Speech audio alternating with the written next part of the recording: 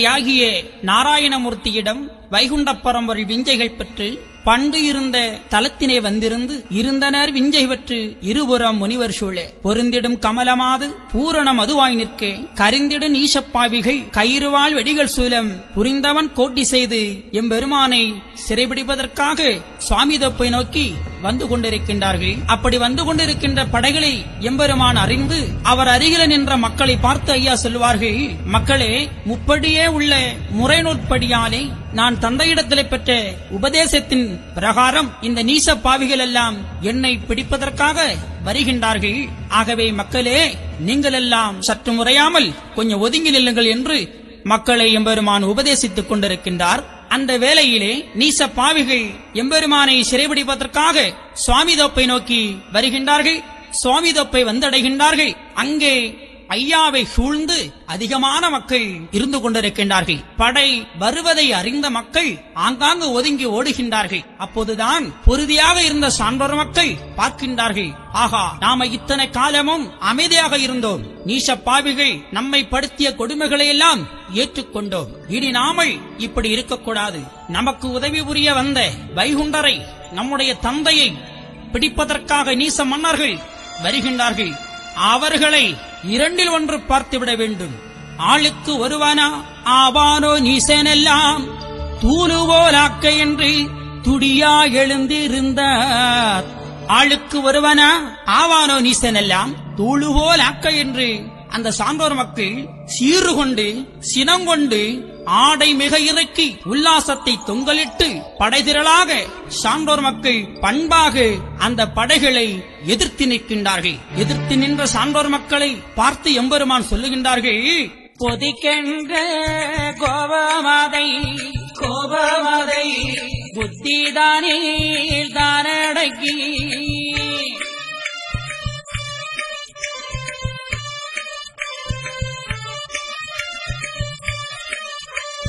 பொறுத்து இருந்தவரே பெரியோராகு மக்கா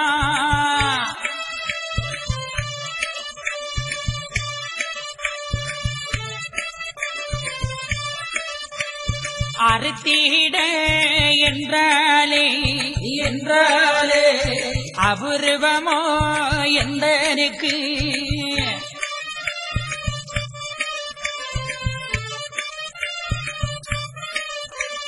வம்பு செய்வதை பார்த்து வாதைக்க வந்தேன் அக்குலத்தை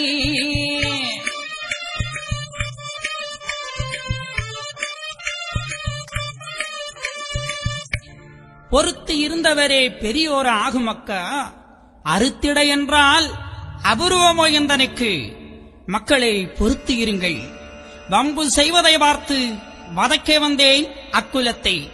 எவனவன் என்ன குற்றம் செய்கின்றான், அத்தக்கவாறு வாழ்வு கொடுப்பதற்காக நான் வைகுண்டம் இந்த உலகத்திலே வந்திருக்கின்றேன். எனவேதான் ஐயா சொல்லுவார்களே, சிந்திக்கிடக்கும் பந்து முடிந்து விட்டால் சீமையாடிந்து போவே சிவனே ஐயா.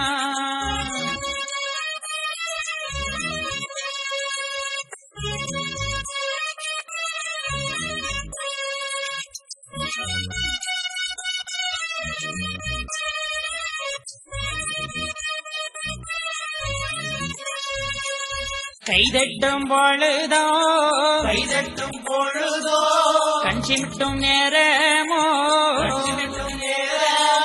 கலியை இருப்பதெல்லாம் சிவனே ஐயா.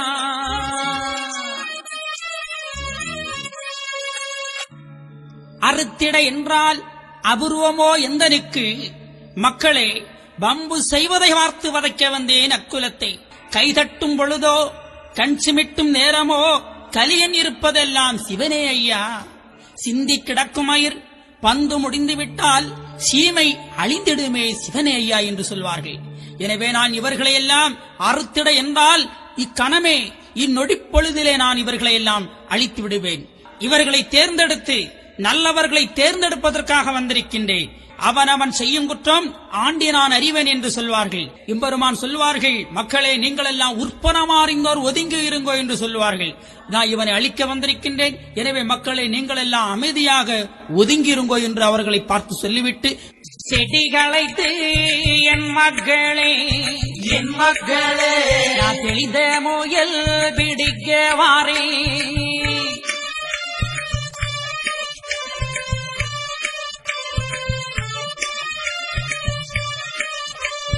அதிகமுள்ள வெடிகள் கொண்டு அமைத்து வைத்து எடுத்திடுவே,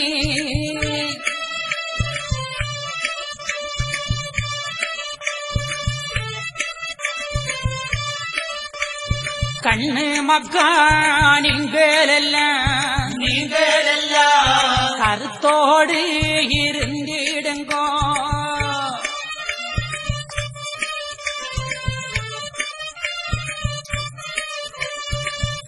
செடிகளைத்து என் மக்களே நான் தெளிந்த முயல் பிடிக்க வாரேன், அதிகமுள்ள வெடிகள் கொண்டு நான் அமைத்து வைத்து எடுத்திடுவேன். நல்லவர்களை தேர்ந்தெடுப்பதற்காக நான் இந்த உலகத்திலே வந்திருக்கின்றேன். சாஸ்திர நூல் சரிவத்த பேர்களுக்கு உபகாரம் செய்ய வந்திருக்கின்றேன். அன்பு, பொறுமை, தியாகம், நற்பண்பு, ஒழுக்கம், மானம் இவைகளோடு எவர்கள் வாழுகின்றார்களோ அவர்களை ஏற்றுக்கொள்ள நான் வல்லாத்தான் வைகுண்டம் வந்திருக்கின்றேன். மக்களே நீங்கள் எல்லாம் உறுதியாக இருங்கள், அன்பாயிருங்கள் என்று அந்த மக்களுக்கு உபதேசித்தார்கள். அவ்வாறே மக்களும் ஐயா சொல்லிவிட்டாரே நாம் என்ன செய்வது என்று தலைகுனிந்து அப்படியே தன்னுடைய கைகளை கடித்துக் கொண்டு ஒதுங்கி நிற்கின்றார்கள்.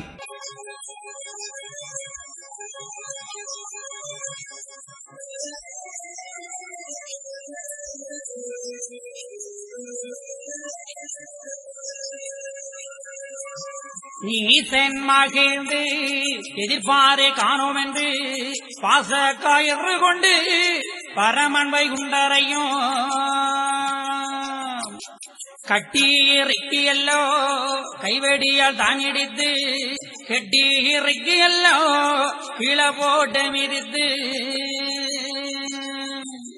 தலைமுடியை தான் பிடித்து தாறுமாறாய் இழுத்து குலைய குலைத்தது போல் குண்டரை தான் அழைத்து குண்டியிலே குத்தி குனிய விடுவான் ஒருத்தன் நொண்டியோ என்று எளியிலே குத்திடுவான். வெடிபோடங்கால் சுவாமி மேலெல்லாம் தான் அடித்து அடிபோடங்கு கொண்டு அடித்தடித்து தான் எடுப்பான். சாணாருக்காக சமைந்தாய சுவாமி என்று மானாளே வைப்பாமோ மண்டீபதனிக்கார பனையேறி சுவாமோ பட்டதில்லை என்று சொல்லி அனைவோரையும் வருத்தி அவரணம் தேடவென்றோ சுமைந்தாய் நீ சுவாமி என்று சாணாவனையாறி பனை சிறங்கு என்னோ பற்றி தெரியலே உன சுவாமி என்ற ஒருவருக்கு மேராதி ஆளான ஆளோ நீ ஆளி சிறியவனாய் ஆளான ஆளோ நீ ஆளில் சிறியவனாய் தாழ கிடந்து சுவாமி என்று வந்தாய் நீ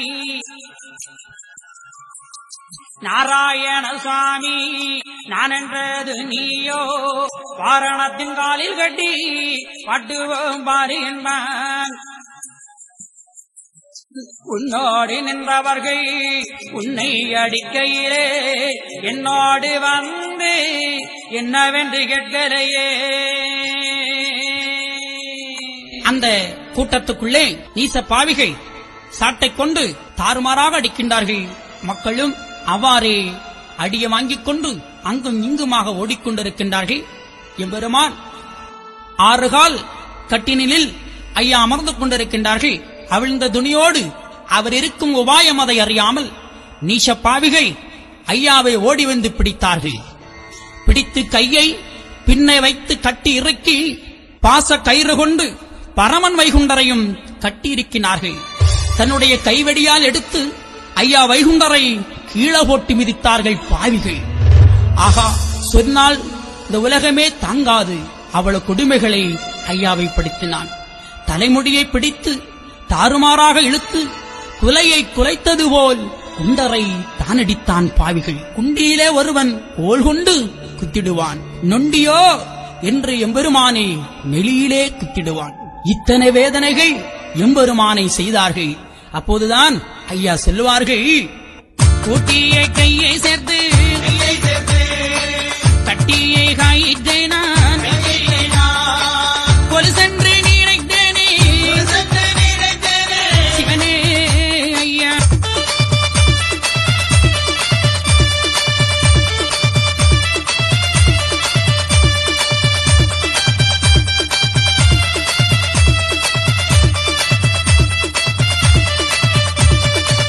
வெள்ளித்தாடியை கொண்டு கள்ளானை போல தள்ளி விட்டன்னை அடித்தானே சிவனே ஐயா.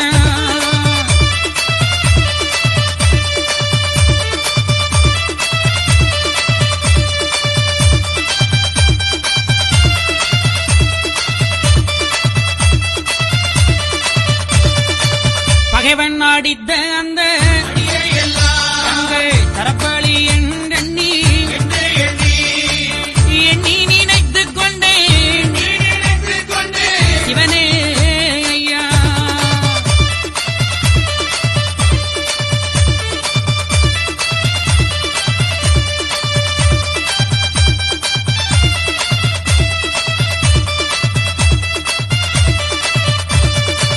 கந்தன் என்று அறியாமல் எந்தானை தொட்டடித்த கையின்தானோகலையோ சிவனே ஐயா. கூட்டியை கையை சேர்த்து கட்டிய கயிற்றை நான் குலுசாக நினைத்தேனே என்று ஐயா சொல்லுவார்கள். வெள்ளி தடியைக் கொண்டு கள்ளனை போல தள்ளி விட்டன்னை அடித்தானே பாவினீசர்கள். ஐயோகான் சொன்னால் போதுமோ, பகைவன் அடித்த அந்த அடியை எல்லாம் ஆபரண மாலையாக நான் அகத்திலே அணிந்து கொண்டேன். கந்தன் என்று அறியாமல் எந்தனை தொட்டடித்த கைந்தான் ஓகலையோ என்று ஐயா அவர்களை இறக்கப்படுகின்றார்கள். ஆகா, பகவானை அடித்தால் அந்த அடி பகவானை சாருமா? அது சேராது. எனவேதான் மக்களை வருந்துகிறார்கள். அட பாவிகள் என்ன அடிக்கின்றார்களே, அவர் கை நோயிடுமே என்று கடவுள் அந்த அரக்கனுக்கு இரக்கம் காட்டுகின்றார் பாருங்கள். அதுதான் கடவுள் ஜீவகாரண்யமுடையவன். நாமளும் அந்த எண்ணம் வைத்திருக்கின்றோமா? இல்லை. எனவே ஒரு மனிதனுக்கு ஜீவகாருண்யம் வேணும். ஆகவேதான் அவன் கடவுள். நாம் இன்னும் கடவுள் தன்மை ஒருவன் வராமல் இருந்து கொண்டிருக்கின்றோம். ஒருவன் எப்படி கடவுள் தன்மை அவனுக்குள் வருகின்றதோ அப்போது எல்லா உயிரையும் தன் உயிராக பாவிப்பான். அப்போ அவனும் கடவுளாக மாறுகின்றான். எனவேதான் ஐயா சொல்வார்கள், என்னை அடித்த அந்த கை நோகலையோ, எப்பா பத்திரமாக என்ன அடிங்கப்பா. பாருங்கள், ஐயா தந்ததை பாத்தீங்களா? இதுதான் சிறப்பு. எனவே ஐயாவை அடிக்க மட்டுமான் செய்தான், பல வசைகளும் சொன்னான். எப்படி சாணாருக்காக சமைந்தாயோ நீ சுவாமி என்று வாணாளை வைப்போமோ மண்டிப்பதனிக்காரா, வாணாளை வைப்போமோ என் மண்டிப்பதனிக்காரா, நீ பணை ஏறி லாபம் கிட்டுதில்லை என்று அனைவரையும் வருத்தி நீ ஆபரணம் தேடவென்றோ நீ சுவாமியாக வந்து சமைந்தாய். அட பாவிகள் எப்படி பேசுகிறார் பாருங்கள் ஐயாவை. அனைவரையும் வருத்தி ஆபரணம் தேடவென்றோ, தங்கம் பொருள் தேடவென்றோ இவர்களை எல்லாம் உன்னுடைய அருகில் நீ நிறுத்தி வைத்திருக்கின்றாய் என்றெல்லாம் பல வசைகள் ஐயாவை சொல்லி அந்த நீசப்பாவிகள் அடித்தார்கள். எனவேதான் இன்னும் பல வசைகளை சொல்லி ஐயாவை எப்படியெல்லாம் அடிக்கின்றார்கள். நீ பனையேறக்கூடிய சிறங்கு இன்னும் பற்றி தெளியலையே, நீ சுவாமி என்றால் ஒருவருக்கும் ஏறாதே. ஆளான ஆலோனி ஆளில் சிறியவனாய் தாழ கிடந்து சுவாமி என்று நீ வந்தாயோ, நாராயண சுவாமி என்றது நீதானோ, வாரணத்தின் காலில் கட்டி வாட்டுவோம்பார், உன்னை அக்கனியிலே தூக்கி போடுவேன் என்று நீசப்பாவிகள் ஐயாவை சொல்லுகின்றார்கள். அது மட்டுமா, மீண்டும் சொல்லுகின்றார்கள், உன்னோடு நின்றவர்கள் உன்னை அடிக்கையிலே என்னோடு வந்து ஏன் என்று கேட்கலையே, நீ சுவாமி என்றால் அவர்கள் என்னோடு வந்து கேட்டிருப்பார்களே, ஏன் கேட்கவில்லை? நீ கள்ள சுவாமி.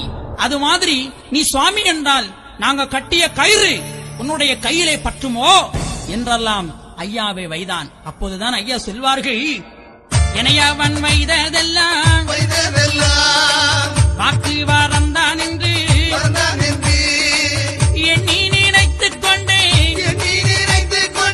சிவனே ஐயா என்னை அவன் வைத்ததெல்லாம் இது ஒரு வரந்தான் என்று எண்ணி ஐயா மனதுக்குள்ளே மகிழ்ந்தாராம். பாருங்கள், இப்படியே எம்பெருமானை அடித்து பல வேதனைகளை செய்து அங்கும் இங்குமாக இழுத்து கொண்டு போகின்றார்கள். ஐயாவை ஏசுவார் 1 கோடி, எரிவார் 1 கோடி, சொல்லியே நகைப்பார்கள் சுத்தமுள்ள நாராயணரை. பல்லுயிரும் படைத்த பரமனும் வாய் பேசாமல் அப்படியே கவிழ்ந்து கண்மூடி களிகூர்ந்தே அகமகிழ்ந்து எம்பெருமான் வேதனையோடு போய்கொண்டிருக்கின்றார்கள். வெடி கொண்டடிப்பார் எம்பெருமானை, இதோ உன்னை வெட்டி இப்போதே கொண்டு விடுவேன் என்று தன்னுடைய வாளை எடுத்துக் கொண்டு ஐயாவை வெட்ட ஓங்கிடுவார்கள். எம்பெருமான் அதையெல்லாம் சகித்துக் கொண்டு அப்படியே போகின்றார்கள். அப்போதுதான் அருகிருந்த மக்கள் எல்லாம், ஆகா, நம்மை காக்க வந்த கடவுளுக்கு இத்தனை பாடுகளா என்று அழுகின்றார்கள். எப்படி ஏழைக்காக இறங்கி ஐயா, இறங்கி ஐயா, நீ எங்கள் குலம் இதில் வந்தே கோளை குல நீசனெல்லாம் ஐயா, நீசனெல்லாம் கொண்டடிக்க வந்தானோ.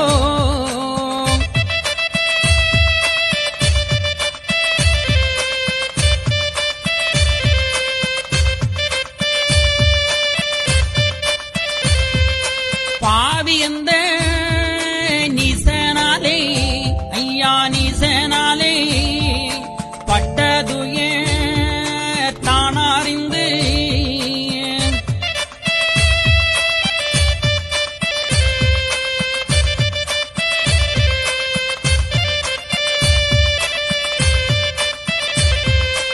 ஆவுமைத்த நாதன் ஐயா, ஐயா நாதன் ஐயா, ஆள வந்தார் நம்மையுமே.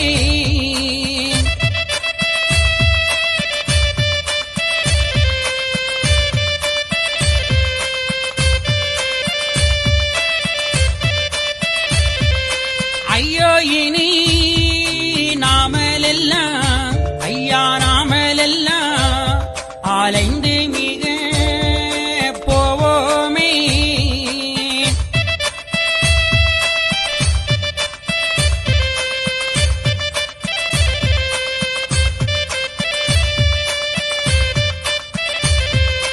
மெய்யோடே குத்தி அல்லோ ஐயா, குத்தி அல்லோ விழுந்தழுவார் சான்றோர்கள்.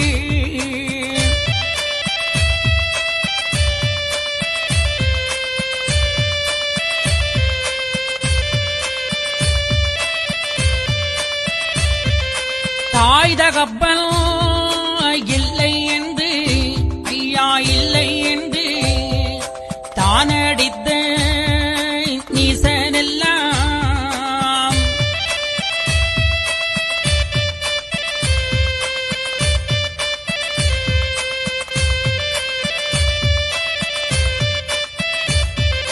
வாயர்ந்து இருந்தானே, இருந்தானே இவர் வந்த நாள் முதலாய்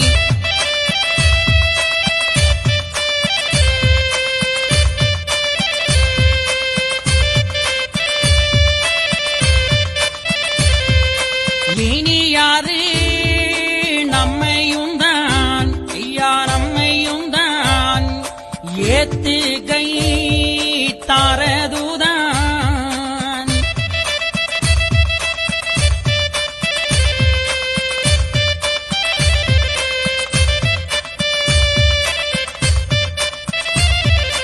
தானியானோ நாமளினி, நாமளினி தலையெடுப்ப அது எக்காலம்.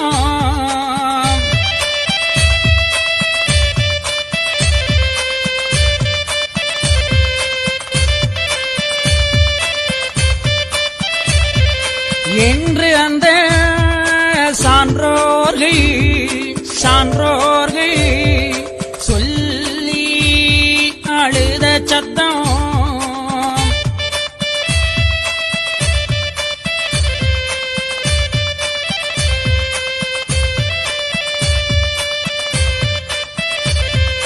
கன்றுக்கு இறங்கும் கண்ணர் மிக கேட்டு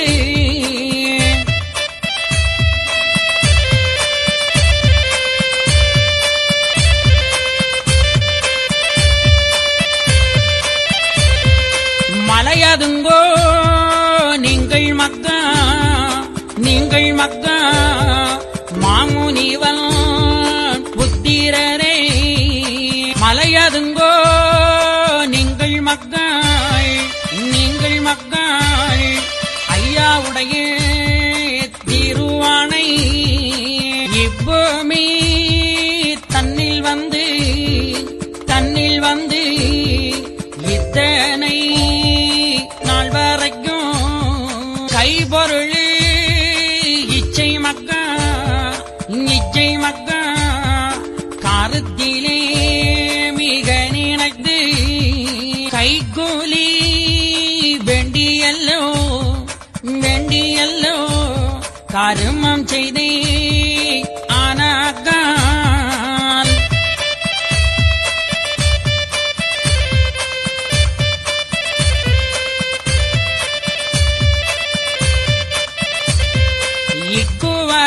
இக்குவலயத்தில் மக்கா இனி வாரேன் கண்டிருங்கோ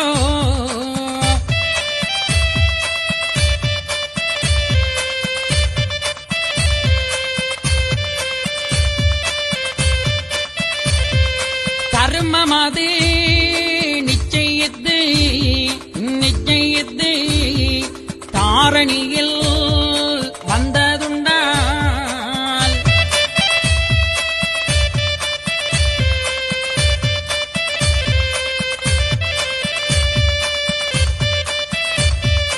நன்மை கடைபிடித்து நான் வருவேன் நானிலத்தில்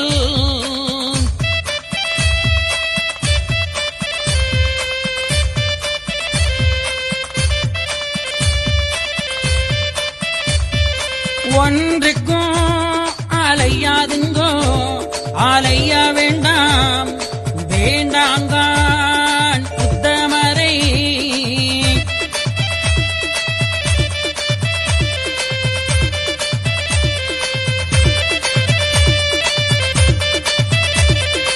என்றைக்கும் நான் இருப்பேன் என் மக்கள் தங்களிடம்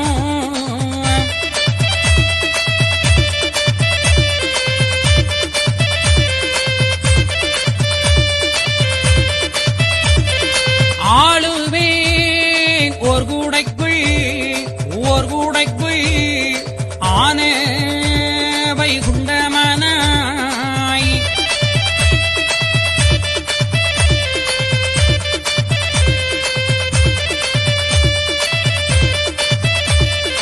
ஏழைக்காக இறங்கி எங்கள் குலம் மீதில் வந்தே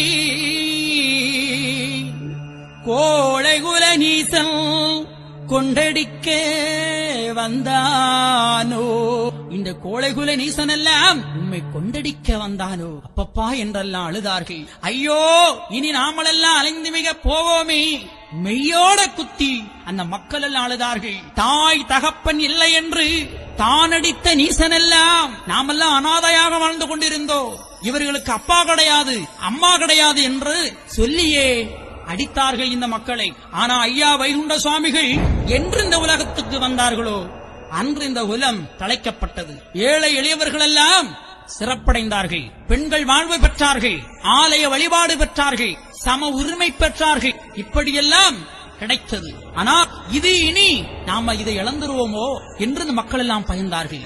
இனி யாரு நம்ம ஏத்து கை தாரதுதான், இனி தனியாரோ முன்னால போல நாமளும் அயர வேண்டியதுதான். அன்றையப்பட்ட கஷ்டமும் இன்று நம்ம பட வேண்டியதா அப்படி என்று அந்த மக்கள் எண்ணி வேதனைப்பட்டார்கள். அப்போதுதான் ஐயா அவர்களை பார்த்த ஐயா சொல்வார்கள், மக்களே, ஏனப்பா நீங்க கலங்குகிறீர்கள், ஏன் கவலைப்படுகிறீர்கள், நீங்க கவலையே படாண்டா.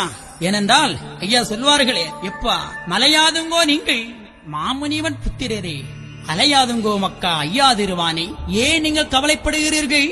ஆகா, ஏன் அப்பா, எதற்காக நீங்கள் பயப்பட வேண்டும்? இப்பூமிதனில் வந்து இத்தனை நாள் வரைக்கும் கை பொருளுக்கு கருத்தில் மிக நினைத்து கை கூலி வேண்டி கருமம் செய்தேன். ஆனாக்கா இக்குவலயத்தில் இனிவரேன் கண்டிருங்கோ.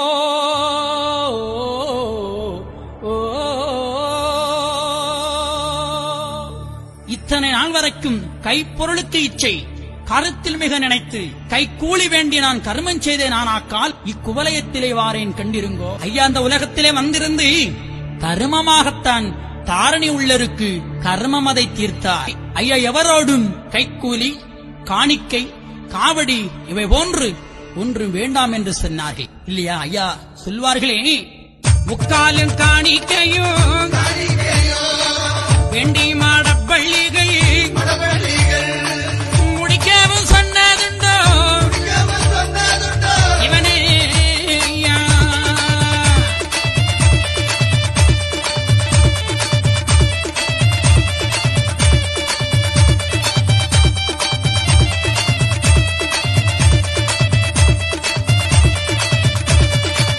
கும்பிக்கு இறை தேடி கொடுப்பார் முகம் பார்த்து கூடி தீர்ந்ததுண்டோ சிவனே.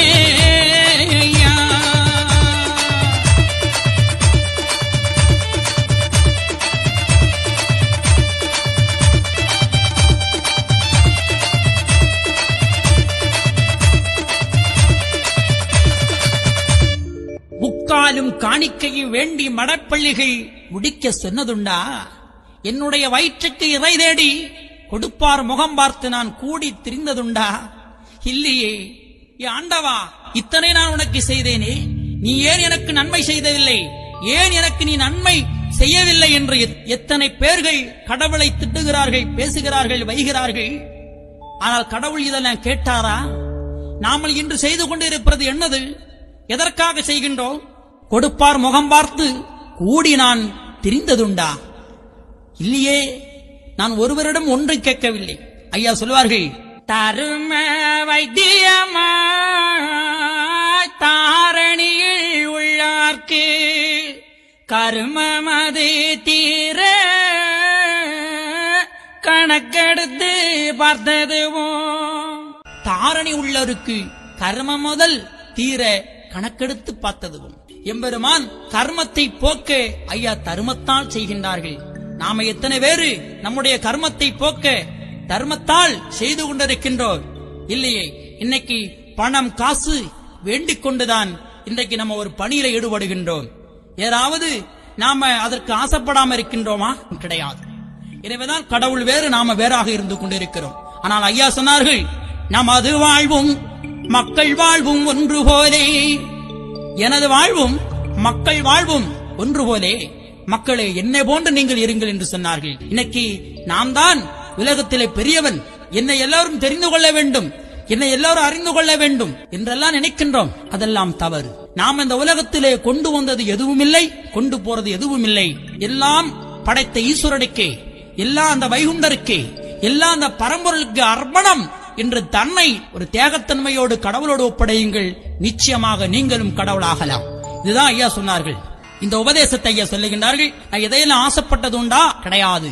ஆகையினாலே தர்மம் அது நிச்சயித்து தாரணியில் வந்ததுண்டால் நன்மை கடைபிடித்து நான் வருவேன் நானிலத்திலே. மக்களே, நீங்கள் ஒன்றுக்கும் அலைய வேண்டாங்க உத்தமரே. என்றைக்கு நான் இருப்பேன் மக்கா, உங்களிடம் தங்களிடம் நான் இருப்பேன். ஆளுவேன் ஒரு குடைக்குள் ஆன வைகுண்டவனாய் வாழுவ மக்கா வையகத்தை நாமாக. என்ன அற்புதம் பாருங்கள். ஐயா மட்டுமா ஆள்வேன் என்று சொன்னார், நாமளும் சேர்ந்து ஆளலாம் என்று சமத்துவத்தை தந்தார். சாதி வேதத்தை அறுத்தார்கள். இதுதான் ஐயா. இத்தனையும் சொல்லி அந்த மக்களுக்கு ஒன்றைக்கும் அலைய வேண்டாம், யுகபர நாதனானை என்றைக்கும் மலையின் மீது ஏற்றிய தீபம் போல, கன்றுக்கு பாலு போலும் கண்ணுக்கு புருவம் போலும் என்றைக்கும் மக்கா உங்களிடமிருந்து அரசு ஆழ்வேன் என்று சொல்லி அந்த மக்களுக்கு உபதேசத்தை எம்பெருமான் சொல்லி ஐயாவை பிடித்து கொண்டு போகின்றார்கள். என்று மகிழ்ந்து எம்பெருமா உள்ளடக்கி அன்றுதானை அலந்து மாலோ நடக்கழுத்தார்.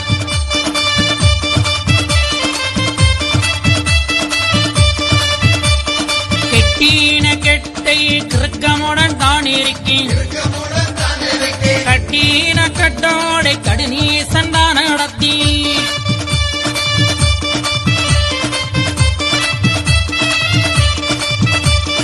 ஏசுவார் மாயவரை எரிவார்கள் மாயவரை, பேசுவார் மாயவரை பெய நண்பார் மாயவரை.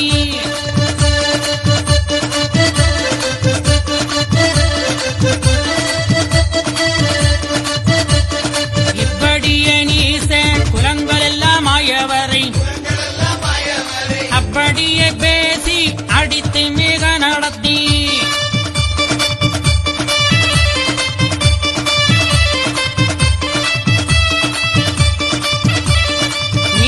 குலம் இருக்கும் நெடுந்தருக்கள் ஊர்வழியை பாச கயிரோடு பகற்கள்ளனை போலே.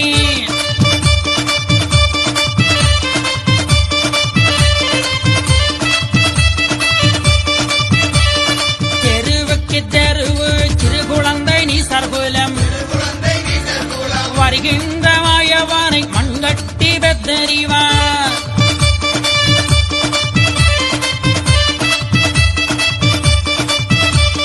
தலையை பிடித்து இழுப்பார் சடைவேயன் பேயன் என்பார். இலை சருகு போலே எரிகின்ற சாதி எல்லாம்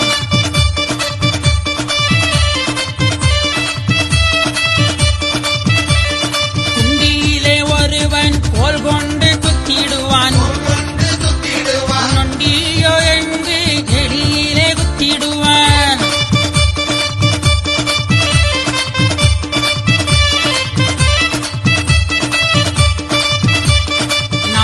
குலத்தை நானாங்கெடுக்க வந்த பம்ப பொரும்பே என் பம்பை தன்னை பின்னும் என்பான்.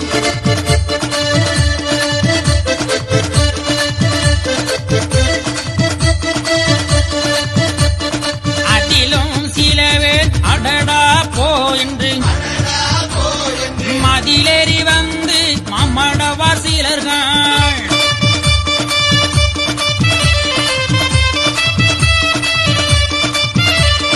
இவன்தானடியோ என்னையுமே ஆட வைத்து சபந்தனைய சுட்டதுவள் தான் சுட்டவே எனிவன்.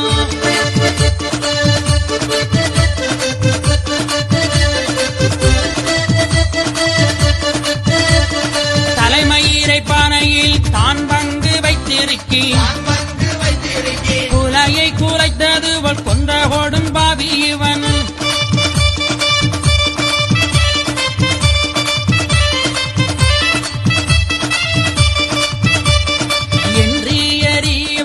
இவர் சிலர்கள் அம்மானை அன்றதுகள் கண்டு அதிலும் சில மடவார்.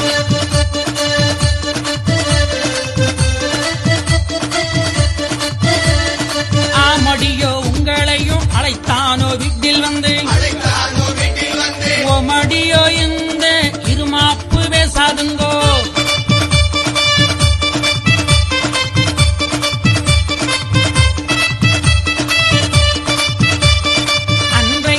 அவனை அடிபணிந்து நின்று கொண்டு இன்றைக்கு இவனை எரிய தொடர்ந்த ஐயோ.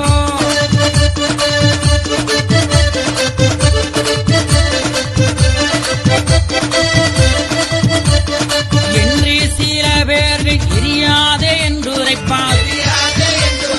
நன்று நன்று என்று நாராயணர் உள்ளடக்கி பாசக்கயிரோடு பகற்கள்ளனைப் போலே தெருவுக்கு தெருவு சிறு குழந்தை நீசகுலம் வருகின்ற மாயவனை மண்கட்டி பேத்தெறிவார்கள்.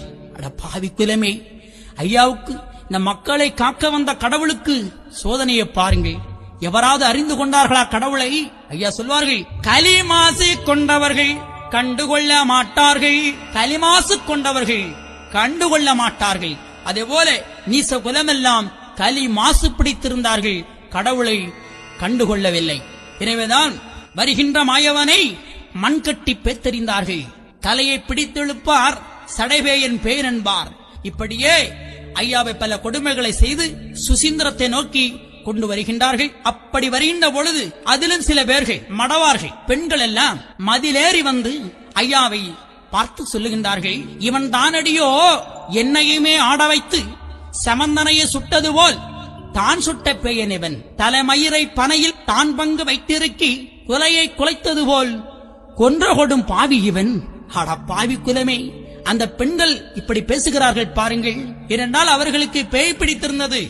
ஐயாவோடு வந்தார்கள், கடவுளே எனக்கு பேய் பிடித்திருக்குது, அந்த பேயை நீர் ஓட்டும் ஐயா என்று சொன்னார்கள். ஐயாவும் அந்த பேயை ஓட்டினார். அதற்கு நன்றி கடன் இந்த பெண்கள் எப்படி செலுத்துகிறார்கள் பாருங்கள்.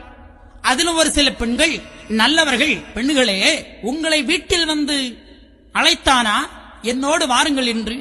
நீங்கள் தானே போனீர்கள், எனக்கு நோய் வந்திருக்கிறது, எனக்கு பேய் பிடித்திருக்கிறது என்று. எனவே அவர் பேயை ஓட்டினார். அதற்கு நன்றி கடனா செலுத்துகிறீர்கள், இப்படி பேசுகிறீர்கள் என்று அந்த அம்மைமார்கள் ஒருவருக்கு ஒருவர் பேசிக் கொள்ளுகிறார்கள்.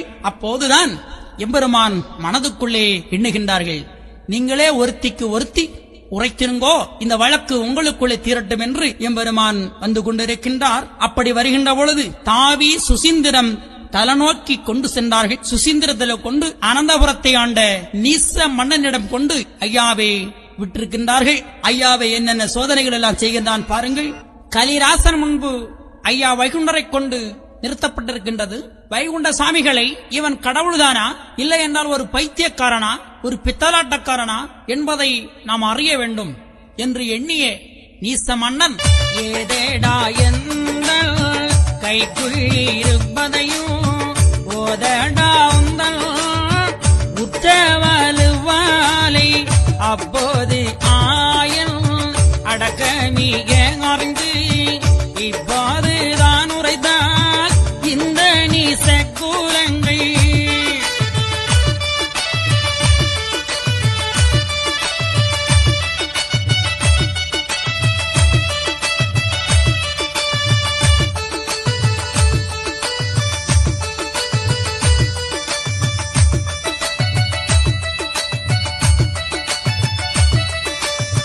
கண்டுபிடித்து அல்லோ கட்டுவார் நம்மையுமே தொண்டு செய்யும் சான்றோர்கள் துயரமது ஆறாது.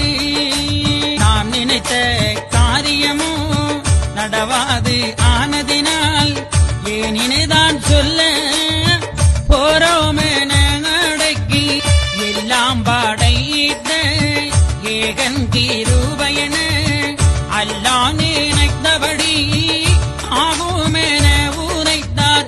அப்போதி நீசன் அவன் வெகுளியாய் உரைப்பான், இப்போதொரு மறுடாய் இவனே சுவாமியே என்று.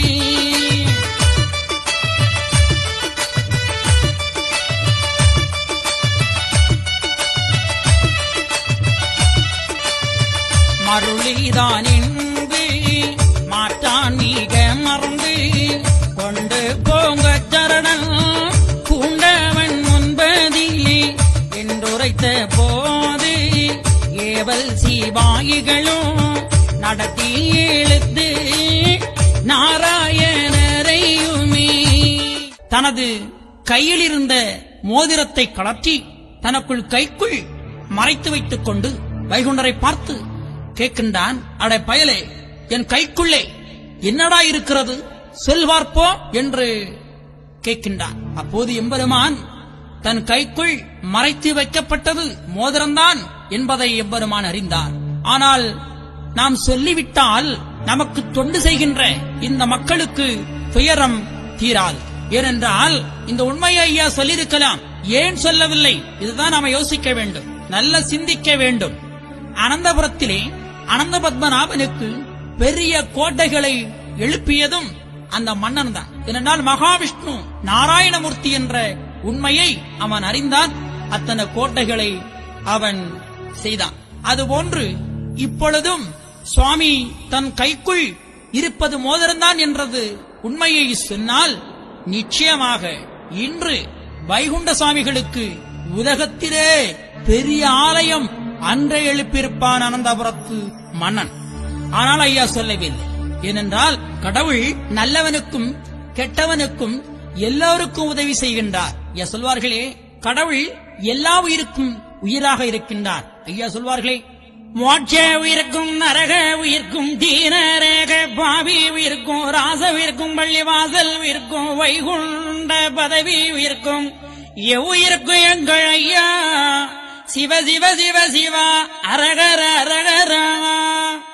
கடவுள் மோட்ச உயிருக்கும் நரக உயிருக்கும் எல்லா உயிருக்கும் இருக்கின்றார்கள். அப்போது அவரை யாரு வேணுமானாலும் கட்டுப்படுத்தலாம் என்று எண்ணிலா கட்டுப்பட மாட்டார். கடவுள் எந்த அன்புக்கும் கட்டுப்படாதவர். அவரை யாரும் கட்டிவிட முடியாது. ஆனால் ஒருவேளை இந்த மன்னன் கடவுளே என்று தன்னுடைய பாதத்திலே வந்து விழுந்தாம் என்றால் அவனுக்கு நாம உதவி செய்ய வேண்டியது வந்து. எனவேதான் எல்லாம் படைத்த ஏகன் கிருபை என்று அல்லாஹ் நினைத்தபடி ஆகட்டும் என நினைத்தார். எல்லா ஏகன் கிருபை அல்லாஹ் நினைத்தபடி ஆகும் என எம்பெருமான் நினைத்தார். எனவே அப்போது ஈச மன்னன் ஆஹா இவன் கடவுள் கிடையாது, எனவே சந்தோஷம் கொண்டு இவன் சாமி அல்ல, இது ஏதோ ஒரு மாயை, எனவே அவன் இனி வைகுண்டரை பல கொடுமைகளை செய்ய வேண்டும் என்று எண்ணி அவன் யாரங்கே மாறுமிங்கே இந்த ஷானான் என்ற சாமியை இழுத்துக்கொண்டு சரணன் முன்பிலே கொண்டு விடுங்கள் என்று உத்தரவிட்டான். சரணன் முன்பிலே வைகுண்டரை கொண்டு நிறுத்தப்பட்டிருக்கின்றது. சரணனும் ஐயாவை இனி என்னென்ன கொடுமைகள் எல்லாம் செய்கின்றான் பாருங்கள். ஐயாவை கொண்டு கடத்தி சரணம் கண்டிருக்க கொண்டு விட்டார். உடனே சரணனும் பாயமதை பார்ப்போம் என்று தடதடனவை எழுந்து சாராயமானதிலே அஞ்சி வகனஞ்சி அதில் கலந்த மாபாவி நடத்தி இழுத்து நாராயணரையுமே கடத்தி சரணன் கண்டிருக்க கொண்டு விட்டார். நடத்தி இழுத்து நாராயணருமே கடத்தி சரணன் கண்டிருக்க கொண்டு விட்டார்கள். உடனே சரணனும் வைகுண்டருடைய உபாயமதை அறிய வேண்டும் என்று தடதடனவை எழுந்து சாராயமானதிலே 5 வகையான 5 வகையான நஞ்சை எடுத்து அந்த சாராயமானதிலே கலந்து வைகுண்டரை குடிக்கும்படி உத்தரவிடுகின்றான். வைகுண்டரும் அதை அன்பாக ஏற்று ஐயா சொல்வார்கள், பச்சை நாவியை போட்டு பாலென்றை கொண்டுதர பாலாயிருந்தனையோ சிவனே ஐயா. பச்சை நாவியை பாலென்று போட்டுதர பாலா இருந்ததையோ சிவனே ஐயா என்று ஐயா சொல்லுவார்கள். ஐயா சொல்லுவார்கள், காலனை காலால் உதைத்த கடவுளார் வேண்டி அகமேற்றார் வேதநாராயணரும். அந்த நஞ்சிட்ட பாலை பால் இல்லை என்று நல்ல பால் தான் என்று கொடுத்த அந்த பாலை எம்பெருமான் வேண்டி பச்சை நாவியை பால் என்று போட்டுதர பாலா இருந்தார். ஐயா சொல்லுவார்கள், காலனை காலால் உதைத்த கடவுளாரகமகிழ்ந்து வேண்டி அகமேற்ற வேதநாராயணரும். காலனை காலால் உதைத்த கடவுளார் அகமகிழ்ந்து வேண்டி அகமேற்றார் வேதநாராயணரும். அந்த நஞ்சிட்ட சாராயத்தை நல்ல பாலாக எம்பெருமான் அதை அறிந்தினார். மார்க்கண்டேனுக்கு எப்படி வயது 16ஆக இருக்க வேண்டும் என்று அந்த மார்க்கண்டேயன் பக்தி மறவாமல் அந்த ஈஸ்வரனை அனுதினமும் தியானித்து அவனுடைய திருவடியை பணிந்தான். அந்த 16 வயது உடைய அந்த மார்க்கண்டேயனை உயிரை வாங்க வேண்டும் என்று சொல்லி யமன் வருகின்றான். யமன் பாச கயிறை போடுகின்றான். அந்த பாச கயிறோ ஈஸ்வரனுடைய சிவலிங்கத்தை பற்றிச்சு. ஈஸ்வரன் அந்த யமனை காலால் உதைத்தான். எப்படி அந்த மார்க்கண்டேயனோருடைய பக்தியை பாருங்கள். இந்த பக்தி எவருக்கு இருந்தாலும் சரி என்றும் 16 தான், என்றும் அவர்களுக்கு சிறப்பு. ஐயா சொல்லுவார்களே, பக்தி மறவாமல் பயந்தழிந்து மாமகனே, பக்தி மறவாமல் பயந்தழிந்து வா என் மகனே என்று சொல்வார்கள். எவன் ஒருவன் பக்தி மறவாமல் இருக்கின்றானோ அவர்களுக்கு என்றுமே வயது 16 தான். அந்த மார்க்கண்டேனுக்கு எப்படி வயது 16ஓ அதுபோன்று இந்த உலக மக்களுக்குமே. உடல் அழியும், ஆனா ஆன்மா அழியாது. அந்த ஆன்மா அழியாதிருக்கத்தான் கடவுள் ஆன்மாவை எழுச்சி செய்வதற்காக அகில திரட்டு என்றால் ஆன்மா முக்தி அடையச் செய்வது வழி. எனவேதான் அகில திரட்டை அம்மானையாக ஐயா நமக்கு தந்தார்கள். எனவேதான் ஐயா சொல்வார்கள், காலனை காலால் உதைத்த கடவுள் அதை வேண்டி அகமேற்றார். இப்படி எம்பெருமான் அந்த நஞ்சிட்ட பாலை அருந்தி எப்படி ஒரு மயக்கம் வருமோ அதுபோன்று பொன்னர் மயக்கம் பெரிய மயக்கமாதால் அப்படி இருக்கின்றார். மயக்கத்தை, அதாவது மயக்கமாக கடவுள் இருக்கின்றார். அந்த சரணன் நினைக்கின்றான், ஆஹா நாம கொடுத்த அந்த நஞ்சி இப்பதான் வேலை செய்திருக்கின்றது, அந்த பண்டாரத்தை கொன்றுவிடும் என்று நினைத்தான். ஆனா எம்பெருமானோ அப்படி ஒரு பாவனை, மயக்கம் போல ஒரு பாவனை வைத்தான். இவன் செத்துவிட்டான் என்று அறிந்து செத்த பிரேதங்களை போடக்கூடிய அந்த பிரேத அறைக்குள்ளே கொண்டு ஐயாவை அடைக்கச் செய்தார். பாவி நீச பாவிகள், ஐயாவை அந்த பிரேத அறைக்குள்ளே கொண்டு போடுங்கள் என்று உத்தரவிடுகின்றான். சரடன் உத்தரவோடி அப்படியே ஐயாவை கொண்டு அந்த கொடும்பாவியும் கொண்டு ஐயாவை பிரேத அறைக்குள்ளே கொண்டு அடைக்கின்றார்கள். எம்பெருமானும் சொல்லுகின்றார், பாருங்கள், என்னையும் உலகாணி யாரையிலே கொண்டு போய் அடைத்தானே சிவனே ஐயா.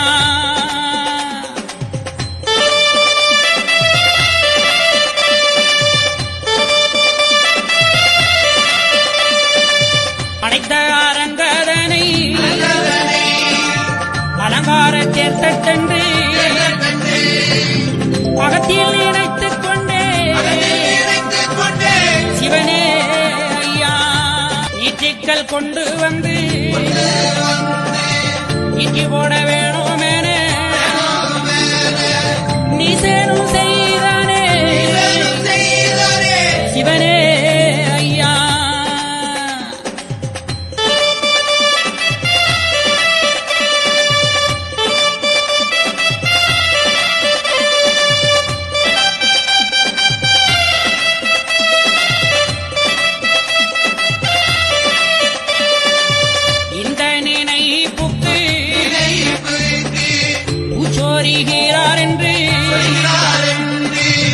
எண்ணி நினைத்துக் கொண்டே சிவனே ஐயா.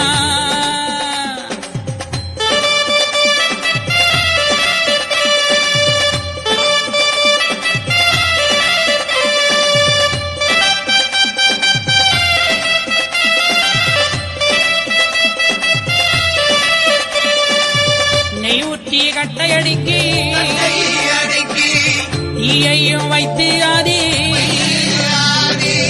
நீந்திக்க என்றானே சிவனே ஐயா.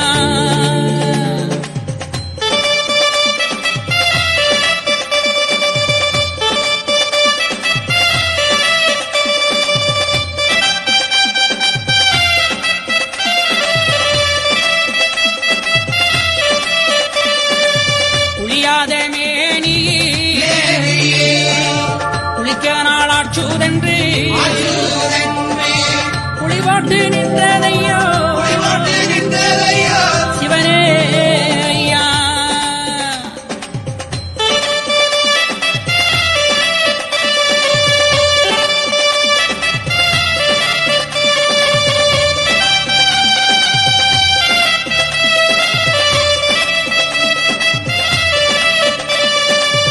அரங்கதனில் அடைத்து வத்தல் போட தீயை வைத்து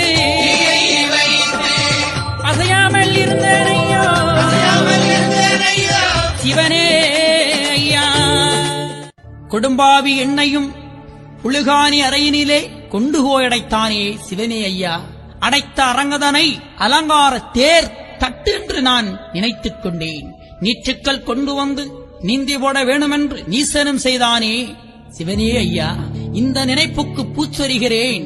அப்படியே எம்பெருமான் சுண்ணாம்பு காலவாயில கொண்டு நிறுத்தப்பட்டு ஐயாவை சுண்ணாம்பு காலவாயில கொண்டு அடைக்கின்றார்கள். எம்பெருமான் அப்படி அன்று பூத்த தாமரை இதழ் போன்று ஐயா புன்னகையோடு மலர்ந்து வந்ததாக சொல்லுவார்கள். எனவே இந்த பண்டாரத்தை எப்படியும் கொண்டுவிட வேண்டும் என்று எண்ணிய நீசர்கள் நெய் ஊற்றி கட்டையடிக்கி தீயையும் வைத்து அதுல நீந்திக் கொடு என்றார்கள். எப்படி ஒரு குளத்துல நாம நீச்சல் அடிப்போமோ அதுபோன்று ஐயாவை அக்கினிக்குள்ளே நீச்சல் அடிக்கச் சொன்னான். கடவுளுக்கு இதெல்லாம் ஒரு பெரிதா? கடவுள் என ஓரடியாளந்தவர், படைத்து நிறைந்தவன், பாலன் வடிவு கொண்டவன், எங்கும் நிறைந்தவன், ஏக பரம்பொருள், பரம்பொருள், பிரணவநாதன், எங்கும் நிறைந்தவன், ஒளியானவன், எங்குமாக நின்றவன் கடவுள். எனவே அவனுக்கு அக்கனிக்குள்ளே நீச்சல் அடிக்க முடியாதா? அற்புதமாக குளியாத மேனியில் குளிக்க நாள் ஆற்றுதே, குழி போட்டு நின்றனையோ என்று சொல்வார்கள். அது மட்டுமா? காற்று போகாத அறைக்குள்ளே கொண்டு ஐயாவை அடைத்து அதுல வத்தல் போட்டு தீயை வைத்தான் சாகட்டும் என்று. எம்பெருமான் அப்படியே அதிலிருந்து ஐயா மீண்டு வந்தார். இப்படி பல சோதனைகள் செய்தார்கள். ஆனால் நாம் தயவு செய்து மக்களை, நீங்கள் அகிலத்தை படித்து பாருங்கள். மக்களை எத்தனை துயரை படுத்திருக்கின்றான். அந்த துயரை போக்க வந்த கடவுள் மக்களை எத்தனை துயர் படுத்திருக்கின்றான் ஈச மன்னன். அதைவிட நம்மை காக்க வந்த கடவுளுக்கு எத்தனை துயர் என்பதை படித்தால் அறிய முடியும். ஐயா சொல்வார்கள், வச்சுகந்து பார்ப்பீரால் வாழி தெரியும் இந்த எட்டில் என்னவோ என்று எண்ண வைத்து கேட்பீரால் அன்ன முதல் அத்து ஆக்கினைக்கு உள்ளாவார். வச்சி உகந்து பார்ப்பீரால் வழி தெரியும் இந்த எட்டில் என்னவோ என்று எண்ண வைத்து கேட்பீரால் அன்ன முதலத்து ஆக்கினைக்கு உள்ளாவீர். அன்னம் என்றால் ஞானம். ஞானம் இல்லாமல் போவார்கள். ஒரு பக்தன், ஒரு தாசன், ஒரு பக்தன் எப்பொழுதும் கடவுளுடைய நாமத்தையும் அவருடைய வரலாறுகளையும் படித்துக் கொண்டே இருக்கணும், கேட்டுக்கொண்டே இருக்கணும். அப்போதுதான் அவன் பாவத்திலிருந்து விடுபடுகின்றான். எனவே ஐயா சொன்னார்கள், படித்தோர் கேட்டோர் நல்ல ஊரை நவிழ்ந்து கற்றோர் ஆறாரும் பெற்று அகமே கூர்ந்து அன்றோழி காலம் வாழுவீர் என்று சொன்னார்கள். இனி பிறவியில்லாத வாழ்க்கை உங்களுக்கு. எனவே கடவுளுடைய நாமத்தை ஒவ்வொருவரும் உச்சாடனம் செய்யுங்கள். அவருடைய நாமத்தை மக்களே அனுதினமும் சொல்லுங்கள். நம்ம பாவத்திலிருந்து விடுபடலாம். இறைவனுடைய இந்த வரலாறுகளை நாம் படிக்கின்ற பொழுது நம்ம பாவமெல்லாம் நீக்கப்படுகிறது ஐயா. இதுதான் ஐயா நமக்கு தந்த பொக்கிஷம் ஐயா. எனவே மக்களே, ஐயாவுடைய கொடுமைகள் எல்லாம் நாம கேட்டு கண்ணீர் மல்கணும் ஐயா. பெரியவங்க சொல்லுவாங்க, காதலாகி கசிந்து கண்ணீர் மல்கி ஓதுவார் தம்மை நன்னறிக்க வைப்பது காதலாகி கசியினம் ஐயா. கடவுளுடைய நாமத்தை சொல்வதற்கு அழுது புலம்பி கேட்கணும். அப்பதான் நமக்கு சொர்க்கம். ஒரு முறை பாருங்கள், அம்மை பத்ரகாளியை சிறை வைத்திருக்கின்றார்கள். சிறை வைக்கப்பட்டிருக்கின்ற பொழுது நாராயணமூர்த்தி சோர்மானிடம் சொல்லுவார்கள், மைத்துனா, காளிக்கு சிறை வாய்த்ததென்றால் ஆருக்கும் சுகம் வாய்க்குமோ இந்த உலகத்தில். ஆகவே இந்த கலியை அழிக்க நாம் எல்லாம் இனி முற்பட வேண்டும் என்று சொல்லுகின்றார்.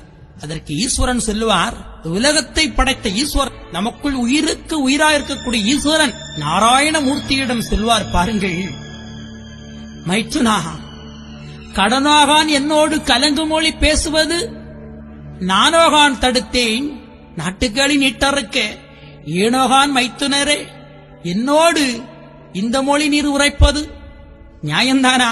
தங்களுக்குத்தான் எல்லா கடமையும், தங்களுக்குத்தான் எல்லாம் தெரியும். நீங்கள் தான் இந்த கலியை அழிக்க எல்லாம் நீர் செய்ய வேண்டும். எனக்கு ஒன்றும் முடியாது. எனவே சோர்மான் சொல்லுகின்றார், பாருங்கள், எப்போ கலி அழித்து எங்களுக்கு நற்பேறு எப்போது தருவீர் என்று இருக்குதே எங்கள் நெஞ்சி. தீட்டை மிக கழித்து சிவஞான முக்தி தந்து கையிலை வீட்டை எப்போ நன்றா விளக்குவீர் என்று தவித்து முகவாடி தான் இருக்கும் நியாயமதும் குவித்து மலர்ந்து கொள்ளுவதும் காணலையோ. அற்புதமா சொல்லுவார், எப்போதையா இந்த கலியை நீர் அழிக்கப் போகிறீர்? என்னுடைய கையிலை வீட்டை நீர் எப்போது எமக்கு நன்றா விளக்கி தருவீர் என்று இருக்குது எங்களுடைய மனம். ஆக தீட்டை மிக கழித்து சிவஞான முக்தி நீர்தான் தர வேண்டும். சிவபெருமானே நாராயணமூர்த்தியிடம் எப்படி சொல்லுகின்றார் பாருங்கள். அப்போது நமக்கு சயனவனா வைணவனா என்று போட்டி வேண்டுமா? பொறாமை வேண்டாமா? சாதிச்சண்டை, மதச்சண்டை, சங்கச்சண்டை வேண்டுமா? வேண்டாம். எல்லாம் ஒன்று, எல்லாம் பரம்பொருளே என்று அகிலத்தின் செய்தி நமக்கு சொல்லுகின்றது.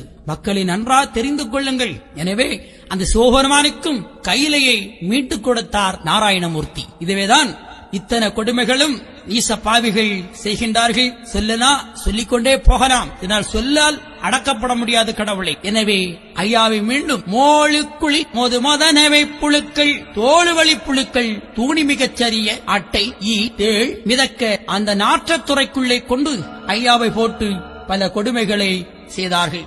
இந்த கொடுமைகளை பார்த்த மக்கள் என்ன சொல்லுகின்றார்கள்?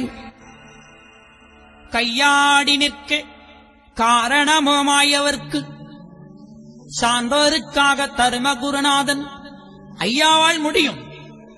ஒரு நொடிக்குள் இவர்களெல்லாம் அழித்து விடுவார். ஆனால் ஏதோ ஒரு காரணத்தினால் இவர் பம்மலாயிருக்கின்றார். இத்தனையும் செய்த ஐயா இவர்களெல்லாம் அழிக்க முடியாதா? ஆனால் ஏதோ ஒரு காரணத்தால் மௌனமாக இருக்கின்றார்கள் என்று மக்கள் எல்லாம் நினைக்கின்றார்கள். மக்கள் எல்லாம் அழுகின்றார்கள். ஆகா, கண்ணு கண்டால் பொறுக்குமோ? மக்கள் எல்லாம் வேதனைப்பட்டார்கள், அழுது புலம்பினார்கள்.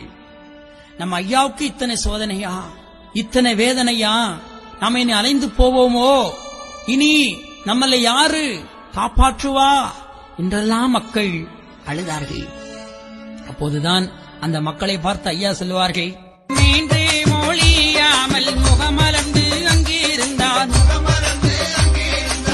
ஏழைகளுக்காக ஈரொன்றொரு நாளாய் மீளா சிலுவையிலே முள்ளால் அடிகள் பட்டு மறித்து பிறந்தது போல் மாயே குருநாதன் இது யுகத்துக்கு இப்பூதையில் இருந்து அழுந்தவென்று இருந்தாரே மயவனார் ஏழைகளுக்காயிரங்கி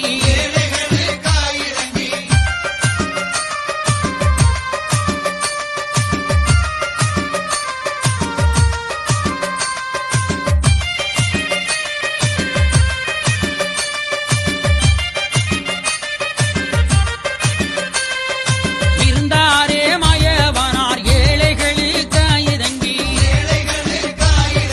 கருந்தாரமாறன் கருத்தில் மிக அடக்கி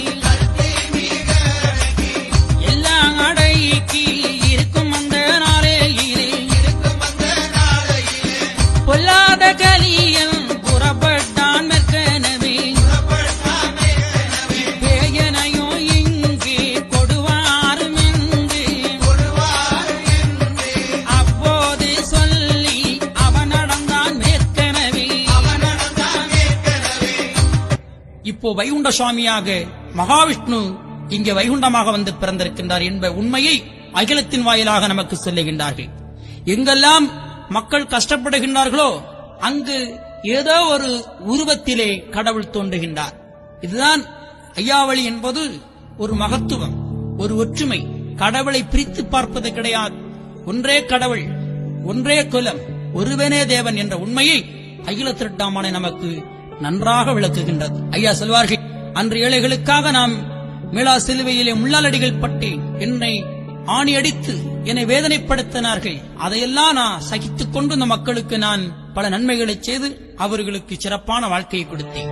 எனவே இது யுகத்துக்கு இப்புறையில் இருந்து அளந்தவென்று இருந்தாரே மாயவனார் ஏழைகளுக்காக இறங்கி கருந்தார் மார்பன் கருத்தில் மிக அடக்கி எல்லாம் அடக்கி இருக்கும் அந்த நாளையிலே இனி எம்பெருமானை இங்கு வைக்கக்கூடாது. இந்த மன்னன் நினைக்கின்றான், நாம் ஆளுகின்ற தலைநகரான அனந்தபுரத்துக்கு இந்த பண்டாரத்தை கொண்டு போக வேண்டும். இங்கு வைத்து எத்தனை சோதனைகளோ நாம் வைத்து பார்த்தோம், இந்த பண்டாரத்தை கொல்ல முடியவில்லை. ஆகையால் நம்முடைய இடத்துக்கு கொண்டு போய் இவனை சிறை வைக்க வேண்டும் என்று எண்ணிய நீச மன்னன் அந்த சீவாய்மார்களை உத்தரவிடுகின்றான். சீவாய்மார்களே, நான் மேற்கு செல்லுகின்றேன். இந்த பண்டார என்ற இந்த பைத்தியக்காரனை உடனடியாக இழுத்து நம்முடைய நாட்டுக்கு கொண்டு வாருங்கள், நம்முடைய தலைநகருக்கு கொண்டு வாருங்கள் என்று சொல்லி அந்த மன்னன் அங்கிருந்து புறப்பட்டான். தன்னுடைய தலைநகரான அனந்தபுரத்துக்கு எழுந்து சென்றான். அதுபோன்று எம்பெருமானையும் அனந்தபுரத்துக்கு கொண்டு போக வேண்டும் என்று சொல்லி கொண்டு போகின்றார்கள்.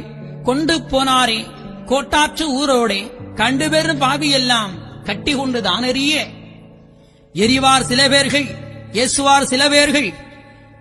வெறி பேயன் பேயன் என்று விரட்டியே மிக எரிவார்கள். ஐயாவே, ஐயா எல்லாம் அடக்கி மாய நெடுமாலும் கனத்த திருமேனி கண்கவழ்ந்துதான் நடந்தாரே கோட்டாறு நல்ல பிடாகை விட்டு கடந்தாரை சுங்கான் கடையல்கை தானே விட்டு பல்பனாபுரத்து எல்கை பார்த்து தெருவோடே உற்பனமாயன் உள் தெருவோடே நடக்க ஆகாத பாவியெல்லாம் அவரை கண்டு பழித்து வாயார பேசினார்கள். அதில் சில அன்போர்கள் அவரை கண்டு பணிந்து, இதுநாள் வரையும் இவர் நடந்த சட்டமதில் புல்லாங்கு செய்தாரான பேரு நான் கேட்டதில்லையே, இவர் செய்த தர்மமே காக்கும் என்று சில மக்கள் எல்லாம் நினைத்தார்கள். பெரியவர்கள் கூட சொல்வார்கள், தர்மம் தலை காக்கும் சமயத்தில் அது உயிர் காக்கும் என்று. அந்த வரலாறை அங்கே நினைவுபடுத்துகின்றார்கள். எனவே போனாரே தக்கலையின் புரைக்குள்ளையும் இருந்து தக்கலையிலையும் 3 நாட்கள் ஐயாவை சிறைவிக்கின்றான். அங்கிருந்து அங்கே சிறையை மீட்டிக் கொண்டு மீண்டும் எம்பெருமானை அனந்தபுரத்துக்கு கொண்டு போகின்றார்கள். வாரிக்கரையும் வாய்த்த நதிக்கரையும் சீரியநாதன் சென்று கண்டே நடந்து திருவனந்த நல்லபுர எழுகை கண்டு அடர்ந்த மரச்சோலை அடைவி வனங்கள் கடந்து கண்டு கொண்டார் எம்பெருமான் கண்கொள்ளா காட்சியுடன். அனந்தபுரத்துக்கு கொண்டு ஐயாவை கொண்டு விட்டிருக்கின்றார்கள். அப்போது அனந்தபுரம் அன்று ஒரு காடாக இருந்தது. ஐயா அங்கு சென்ற காரணத்தினால் அது திருவனந்தபுரம் என்று மாறியது. அது ஒரு காடு, இப்போ ஒரு பெரிய சிட்டி. ஐயா எங்கு சென்றாலும் கடவுள் எங்கெல்லாம் இருக்கின்றாரோ, கடவுள் இந்த உலகத்தில் எங்கும் நிறைந்திருக்கின்றான். ஆனால் அவர் ஒரு வடிவம் கொண்டு வருகின்றார். அப்போது அந்த இடம் வெகு சிறப்படைகின்றது. எனவேதான் கடவுளுக்கு அந்த நினைவு வருகின்றது. நாம் பண்டு இங்கே வந்திருக்கின்றோம். இந்த நினைவை ஐயா நினைவுபடுத்துகின்றார். அன்று ஸ்ரீ பத்மநாப சுவாமியாக இருக்கின்ற பொழுது நீச மன்னனுக்கு சொன்ன புத்தியை ஐயா எண்ணுகின்றார்கள். அனந்தபுரத்திலே ஆண்டு வந்த நீச மன்னன் சான்றோர் மக்களை பல கொடுமைகளை செய்கின்றான். அப்போது அந்த ஈச மன்னனை பார்த்த ஐயா சொல்வார்கள், நமக்கு நாள்தோறும் ஊழியங்கள் செய்கின்ற இந்த சான்றோர் மக்களை நீ கொடுமைப்படுத்தது நியாயமில்லை, அவர்களை விட்டுவிடு என்று ஐயா புத்தி சொன்னார்கள். ஆனால் அந்த மன்னனோ கேட்டானா? இல்லை. சுவாமியை வாடா போடா என்றெல்லாம் ஐயாவை பேசினார். நீர்தானும் அந்த சான்றோர் அந்த சாணாரிடத்திலே உறைந்திருக்க, ஆனாலும் இவர்களுக்கு வைத்த இறையை நான் மாற்றி வைப்பதில்லை, நான் கேட்பதில்லை, இவர்களை இப்படிதான் கொடுமைப்படுத்துவேன் என்று ஐயாவே எதிர்த்து பேசினான். சுவாமியை வாடா போடா என்று சொன்னான். என்னுடைய ஊரை விட்டு நீ ஓடிப்போ என்று சொன்னான். அப்போதுதான் ஐயா சொல்வார்கள், போரே நான் உன்னுடைய பூரத்தை விட்டு செந்தூரு, வாரே நான் உன்னை வாதைக்க ஒரு கோலமீட்டு, எளிய சாணனவை எண்ண வைத்து எந்தனையும் நலியாக பேசி நகைத்தாயே மானீசா. போரே நான் உன்னுடைய புறத்தை விட்டு செந்தூரு, வாரே நான் உன்னை வதைக்க ஒரு கோலமிட்டு, எளிய சாணான் எனவே என்னை எண்ண வைத்து நலியாக பேசினாயே, தருணம் வரும்போது நான் சாணாரியிடம் அறிவேன், அறிந்து பல சாதி முதல் அன்பு ஒன்றுக்குள்ளானால் பிரிந்து மிக வாழாமல் பெரியோரா வாழ்வார் என்று சொன்ன உபதேசம் ஐயாவுக்கு நினைவுக்கு வந்தது. எனவே புத்தி சொல்ல வருவேன் என்று சொன்னார். அது ஒன்று ஐயா இந்த அனந்தபுரத்துக்கு வந்திருக்கின்றார். நம் நாட்டு மக்களுக்கு விடுதலை செய்வதற்காக ஐயா வந்திருக்கின்றார். எனவேதான் எம்பெருமானை திரு அனந்தபுரத்திலே சிங்கார தோப்பிலே ஐயாவே நீட்டின காலில் நீசனிட்ட விலங்கோடு ஏழைகளுக்காக எம்பெருமான் அங்கே சிறையிலே இருந்தார்கள். சிறையிலும் எம்பெருமான் தபமாகவே இருக்கின்றார்கள். கோழை குடும்ப குறும்பர் தனை வதைக்க மனு பாராவதிலே மாயாண்டித்தான் இருந்தார். தனு பாரமெல்லாம் அடக்கி தாழ்மையுடனே எம்பெருமான் இருக்கின்றார்கள். ஆகாத நீசன் அழியும் நினைவதிலே போகாதபடிக்கு பேயந்தனை விலங்கில் போட்டுவை என்றும் புள்ளி பதனம் என்றும் கோட்டுகாரர் தனக்கும் கொடுத்தான் உத்தரவுபடி எம்பெருமானை அங்கே சிறை வைக்கப்பட்டிருக்கின்றது. நாட்டுச் சோதனைக்காகவே நாராயணரும் அந்த விலங்கிலே இருந்து கொண்டிருக்கின்றார்கள். நீட்டின காலோடு நிலம் பார்த்த எம்பெருமான் இருக்க அங்கு ஒரு ஆச்சரியம் பாருங்கள். என்ன அற்புதம், என்ன சிறப்பு பாருங்கள். இந்த மனிதன் கடவுளை யாருமே கண்டுகொள்ளவில்லை. ஆனால் அங்கே வாழ்ந்து வந்த சோலையில் வாழ்வரவை அங்குள்ள பச்சை பறவைகள் எல்லாம் சுவாமியை கண்டுகொண்டது. என்ன அற்புதம் பாருங்கள். ஏ மனிதா, நீ கடவுளை அறியவில்லையே, ஆனால் அந்த மிருகம் இந்த பட்சி பறவைகள் ஊர்வனங்கள் எல்லாம் கடவுளை கண்டுகொண்டதே. அந்த பட்சி பறவைகள் எல்லாம் தினேசரி ஐயாவை சிறை வைக்கப்பட்டிருக்கின்ற இடத்திலே வந்திருந்து ஏலேலமும் கூறி எந்நேரமும் தொழுது நன்றான மாமுனியும் நற்பறவையானதுவும் கொண்டாடி கொண்டாடி கொஞ்சி விளையாடி இருக்கும் இந்த வனச்சோலையிலே எம்பெருமாள் தான் இருக்க சந்தமுடன் அருட்கள் சதாகோடியாக வந்து பச்சி பறவைகள் எல்லாம் அங்க வந்திருந்து ஐயாவை தொழுது நலம் பெற்று சென்றதான். என்ன அற்புதம் பாருங்கள். அது மட்டுமா, சில பெண்களும் வந்திருந்து ஐயாவோடு அருள் பெற்று செல்லுகின்றார்கள். எப்படி? 40 வயதானா பிள்ளை இல்லாதே இருந்தேன், காப்பது உன் பாதமென கண்டு தோழுத பின்பு தந்தாரே எங்களுக்கு சந்ததி தாளை தோங்க வந்தாரே நாயடியார் வாழுமனை இடத்தில் என்ன உபகாரம் இவர்க்கு நாம் செய்வோம் என்று கண்ணல் காதலி கனிகள் கொடுப்போமோ தர்மமதாய் தீர்த்த சஞ்சலானதையும் அம்மம்மா சொல்ல ஆறால் தோலையும் அடி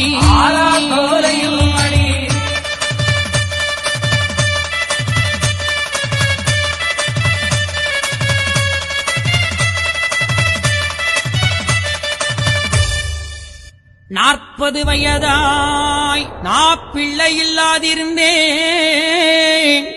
காப்பது உன் பாதமென கண்டு தொழுத பின்பு தந்தாரே எங்களுக்கு சந்ததி தலைத்தோங்க.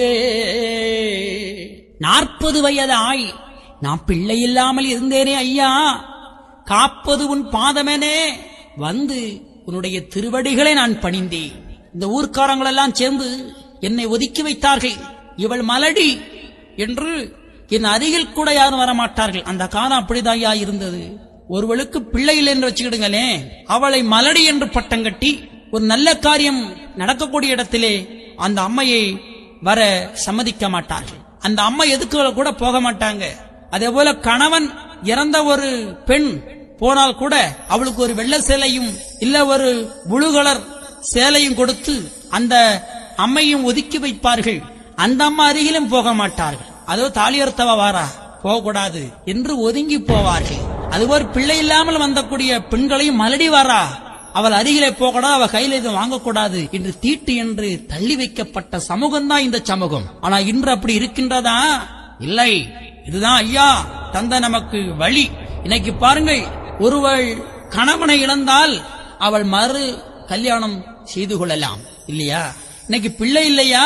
இன்னைக்கு பாருங்க, இன்னைக்கு நிறைய செயற்கை மூலமாக குழந்தை பெறுகிறா. இதெல்லாம் பாருங்கள், இப்படி ஏகப்பட்ட சிறப்பு. யாருமே யாரும் இப்ப ஒதுக்கி வைக்கப்படுவது அல்ல, எல்லாம் சமமாக வந்து விட்டது. இதுதான் ஐயா வந்தது சிறப்பு. இதுவே நம்ம அறிய வேண்டும். எனவே நம்ம அழுதா ஒரால் இந்த மலடி என்று ஒதுக்கி வைத்தார்கள். ஆனா ஐயாவை போய் நான் தொழுதேன், எனக்கு சந்ததி தலைத்தோங்க ஐயா எனக்கு பிள்ளை தந்தார். அது மட்டும் அல்லாமல் நான் வாழ்ந்து கொண்டிருக்கிற என்னுடைய இடத்துக்கும் நாம வாழ்ந்து கொண்டிருக்கிற நம்முடைய இடத்துக்கும் வந்தாரே என்று சந்தோஷப்பட்டார். அதனால இவருக்கு ஏதாச்சும் உபகாரம் செய்யணும், இவருக்கு நாம் ஏதாவது ஒரு நன்றி கடன் செலுத்தணும் என்று எண்ணினார். என்று எண்ணி அந்த அம்மா கண்ணல் கதலி கனிவகைகள் கொடுப்போமா, தர்மமாதாய் தீர்த்த சஞ்சலமது ஆனதையும் அம்மம்மா சொல்ல ஆறால் தொலையுமோடி குட்டம் 18 குடித்த பதமொன்றானே கட்ட முதலாய் காணா பறந்ததுவே. எனவே இப்புதுமை செய்தவருக்கு கொப்பளிக்கு நோமுன்னை கூடாதே இவரால் ஏதோ ஒரு தொழிலால் இவர் பம்மலாய் இருக்கிறார் என்று அந்த அம்மையர்கள் எண்ணி ஐயாவுக்கு நன்றி கடன் செலுத்தினார்கள். நாமனும் எனக்கு அப்படி இருக்கணும் ஐயா, நன்றி மறக்கக்கூடாது. ஐயா சொல்வார்கள், நன்றி சற்றும் இல்லாத நார வெறும் களி என்று சொன்னார்கள். நன்றியே இருக்காது. இன்னைக்கு நிறைய பேர் அப்படிதான் நன்றி இல்லாம போய்விட்டார்கள். நன்றி இருக்கும். ஐயா சொல்வார்கள், நன்றி மறவாதே நான் பெரிதென்று எண்ணாதே என்று. நன்றியோடு நம்ம இருக்கணும் அல்லவா? எனவே நன்றி மறப்பது நன்றன்று, நன்றல்ல அன்றே மறப்பது நன்று என்று வள்ளுவன் சொல்லுவான். எனவே அன்பர்களே, நன்றி மறவாதுங்கோ என்று ஐயா அற்புதமாக சொல்வார்கள். அது தக்கவாறு நாமெல்லாம் நடந்து கொள்ள வேண்டும். எனவே ஐயா சொல்வார்கள், என் பெயர் சொல்லி யாதொருவர் வந்தாலும் அன்போடு அன்னமிட்டு ஆதரிக்கும் பேரே நன்றாகும். என்னென்ன இடுக்கமாது அபாயமாது வந்தாலும் அந்நேர நாராயண ஆயனங்க நான் வருவேன் என்று சொல்வார்கள். நாமெல்லாம் தெரிந்து நன்றியோடும் தர்ம சிந்தனையோடும் ஆள வேண்டும். எனவே ஐயாவை இப்படி அந்த சிறையிலே வைத்திருக்கின்றார்கள். எல்லா மக்களும் ஐயாவை வந்து சூழ்ந்து நமஸ்காரம் செய்து பணிவிடைகள் செய்து அருள் பெற்று சென்றார்கள் அந்த மக்கள் எல்லாம். அப்போது மன்னன் சரடனை அழைத்து கொண்டு வந்த சாணானை இனி கொன்றுவிட வேண்டும். எத்தனையோ சோதனைகளை செய்தோம், அவனை கொல்லவிட முடியவில்லை. எத்தனையோ சோதனைகளை செய்தோம், அந்த சாணான் என்ற சாமியை கொல்ல முடியவில்லை. இனி ஏதாவது ஒரு சூச்சம் செஞ்சு இவரை கொல்ல வேண்டும் என்று எண்ணியே அந்த மன்னன் சரடனை அழைத்து, பேயனொரு சாணானை பிடித்துக் கொண்டு வந்தோம், தூய இரும்பு விலங்கதிலே போட்டு வைத்தோம், சுவாமி என்று பாவித்த சாணானந்தனை நாமும் காமியத்தால் வெறுத்த கடுவாயுதனை வருத்தி ஒரு பெரிய கடுவாயை கொண்டு வந்து இவனை கொன்றுவிட வேண்டும் என்று நினைக்கின்றான். தனக்கு ஏவல் புரிகின்ற ஏவலாளிகளை அழைத்து, இப்போது ஒரு நொடியில் 7 மலையும் தேடி வெற்போடு வெற்பெல்லாம் வேகமுடன் ஒரு பெரிய கடுவாயை வேங்கதனை பிடித்து இப்போது என் முன்னை கொண்டு நீங்கள் நிறுத்த வேண்டும் என்று அந்த ஏவல் புரிகின்ற ஏவலாளிக்கு உத்தரவிடுகின்றான். சேவகர்களும் ஆகட்டுமெனவே பயந்தார்கள். நாம போய் எப்படி கடுவாயை பிடிப்பது? கடுவாய் நம்மளை சும்மா விடுமா? கடுவாயை சும்மா பிடிக்க முடியுமா? முடியாதே. அதிலும் வேகத்திலும் பெரிய வேங்கையை எப்படி பிடிப்பது? ஆகா, நாம் என்ன செய்வது? நம்மளை கொன்று விடுவாரே மன்னன் என்று பயந்தார்கள் அந்த சிப்பாய்கள். உடனடியாக இவர்கள் கடுவாயை பிடித்துக் கொண்டு வர வேண்டும். அதற்கு நாம் என்ன செய்யலாம் என்று யோசித்து சிறையிலே வைக்கப்பட்டிருந்த நாராயணரிடத்திலே வந்திருந்து அருள் வருகின்றார்கள். எப்படி? நாராயணரே நாங்கள் போகுங்க பேரா நடக்க வேணும், பெரிய திருமாலை உம்மை சோதிக்க ஒரு கடுவாய் கொண்டு வர செம்மையில்லா ராஜா சினமே அனுப்பினார்கள். ஆனதினால் கடுவாய் அடியங்கள் கையதில் போனவுடன் சிக்கிடவும் பறந்தாரும் புண்ணியரே. நாராயணரே, நாங்கள் போகும் கர்மம் பேரா நடக்க வேண்டும். பெரிய திருமாலே, உம்மை சோதிக்க மன்னன் ஒரு கடுவாயை பிடித்து வரும்படி உத்தரவிட்டிருக்கின்றான். நாங்கள் உம்மை சோதிப்பதற்காக அந்த கடுவாயை நாங்கள் பிடிக்க வேண்டும். அதற்கு கடுவாய் போனவுடன் சிக்க எங்களுக்கு அருள்தாரும் ஐயா. பாருங்கள், ஐயாவை கொல்ல ஐயாவோடு அருள் வருகின்றார்கள். ஐயாவும் மௌனமாக ஆகட்டும் என்று அருள் கொடுத்தார்கள். இவர் நேர போனார்கள். காடு கலைத்து கடுநாய்கள் விட்டேவி வேடுவர்கள் எல்லாம் விரைந்து கலைத்தார்கள். அப்போது வேகமதிலும் பெரிய ஒரு வேங்கை, ஒரு கடுவா சிக்கியது. சிக்கிய உடனே அவர்கள் சொல்வார்கள், தாமரை குளத்தூர் சந்நியாசி பாதமதாய் நாமளும் மன்னனுக்கு நாடி பிழைத்தோம் என்றார். தாமரை குளத்தூர் சந்நியாசி பாதமதாய் நாமளும் மன்னனுக்கு நாடி விளைத்தோம் என்று நல்ல வெண்ணி உண்டு நற்சாணான் சுவாமியிடம் வந்திருப்பவர் சாதாரணப்பட்டவர் அல்ல, அவர் பெரியவர், அவர் நல்ல ஒரு வெண்ணி உண்டு என்று அவருடைய பெருமையை அப்போதுதான் தெரிந்து கொண்டார்கள். எனவே கடுவாயை பிடித்து வருகின்றார்கள். வருகின்ற பொழுது அங்கிருந்த மக்கள் எல்லாம் பயந்தார்கள். ஆகா, நம்முடைய தந்தையை, நம்முடைய கடவுளை இந்த கடுவா கடித்து விடுமா என்று பதறினார்கள், அழுதார்கள், துடித்தார்கள். அப்போதுதான் அந்த மக்களை பார்த்து ஐயா சொல்லுவார்கள், ஏனப்பா கலங்குகின்றீர்கள்? கேட்டு நாராயணரும் கீழ் சுண்டு கொள்மகிழ்ந்து நாட்டுக்கு அறிவிதிநாதன் நாராயணனான். கேட்டு நாராயணரும் கீழ் சுண்டுக்குள் மகிழ்ந்து நாட்டுக்கு அறிவிதினான் நாராயணனான். பட்சி பறவை பல ஜீவ ஜந்துகளை நிச்சயமா படைத்த நீல வண்ணனான். எனவே ஐயா சொல்வார்களே, மண்ணேழு மலர்ந்த மாயப்பெருமாளு நான், விண்ணேழு மலர்ந்த விஷ்ணு திருவுளமு நான், ஓரடியா அளந்த மாயன் இந்த உலகத்தை ஆள நான் வருவோம். வானம் தலையாச்சி பூமிதான் காலாச்சே என்று ஐயா சொல்வார்கள். அவ்வாறே மக்களே, நீங்கள் கவலைப்படாதீர்கள். கீதையில் அர்ஜுனனுக்கு பகவான் கண்ணபிரான் உபதேசிக்கின்றார். எப்படி? நான் தேவர்களின் இந்திரனாக இருக்கின்றேன், கிரகங்களில் நான் சூரியனாயிருக்கின்றேன், நான் எல்லா உயிரினங்களுக்கும் ஆத்மாவாயிருக்கின்றேன், உயிரினங்களில் ஆரம்பமும் நானே, உயிரினங்களில் ஆரம்பமும் நானே, உயிரினங்களில் வாழ்க்கையும் நானே, உயிரினங்களில் முடிவு நானாக இருக்கின்றேன், வாயு தேவர்களில் தேஜஸாகவும் சந்திரனாகவும் இருக்கின்றேன், பொறி புலன்களில் நான் மனதாகவும் இருக்கின்றேன், மலைகளுக்கெல்லாம் நான் இமயமலையாகவும் இருக்கின்றேன், நான் ருத்திரங்களில் பரமசிவனாகவும் இருக்கின்றேன், எசர் அரக்கர் போன்றவர்களில் நான் குபேரனாகவும் இருக்கின்றேன், 8 வசுக்களில் நான் அக்னியாக இருக்கின்றேன், நான் எல்லா உயிரினங்களில் உணர்வாக இருக்கின்றேன், ஞான சக்தியாக இருக்கின்றேன், புரோகிதர்களில் சிறந்தவரான பிரகஸ்பதியும் நானாகவே இருக்கின்றேன் என்று சொல்வார்கள். இதையிலே கண்ணன் சொல்வார்கள். எனவே எல்லாம் நானாக இருக்கின்றேன். எனவே மக்களை நீங்கள் பதறாதே இந்தனோட பாதகரே என்று சொல்லி இதராதே மாயவனார் இருந்தனார்கானம்மானே. எனவே எம்பெருமானப்படி இருக்க கடுவாயை கொண்டு வந்து அங்கே கொண்டு விட்டிருக்கின்றார்கள். மன்னனிடத்திலே சொல்லுகின்றார்கள். மன்னனோ கடுவாயை 3 நாள் பட்டினி போட்டு வைக்கும்படி உத்தரவிடுகின்றான். அது ஒன்று 3 நாட்கள் கடுவாய்க்கு இறை ஒன்றும் போடாமல் பட்டினி போட்டிருக்கின்றார்கள். பட்டினி போட்ட கடுவா அப்போதுதான் வேகமாக இருக்கும், நம்முடைய ஐயாவை பிடித்து கடிக்கும் என்று நினைத்தார்கள். அதுபோன்று கடுவாயை 3 நாட்கள் பட்டினி போட்டிருக்கின்றார்கள். எனவே ஐயா ஒரு கூட்டுக்குள்ளாகவும் கடுவா ஒரு கூட்டுக்குள்ளாகவும் இருக்கின்றது. ஐயாவை பிடித்து மீண்டும் அந்த கடுவா கூண்டுகளை அடைத்து அந்த கடுவாயை திறந்து விடுகின்றார்கள். ஆனால் அந்த கடுவாயோ சீறி பாய்ந்தது. ஆனால் ஐயாவை கடித்ததாக கடிக்கவில்லை.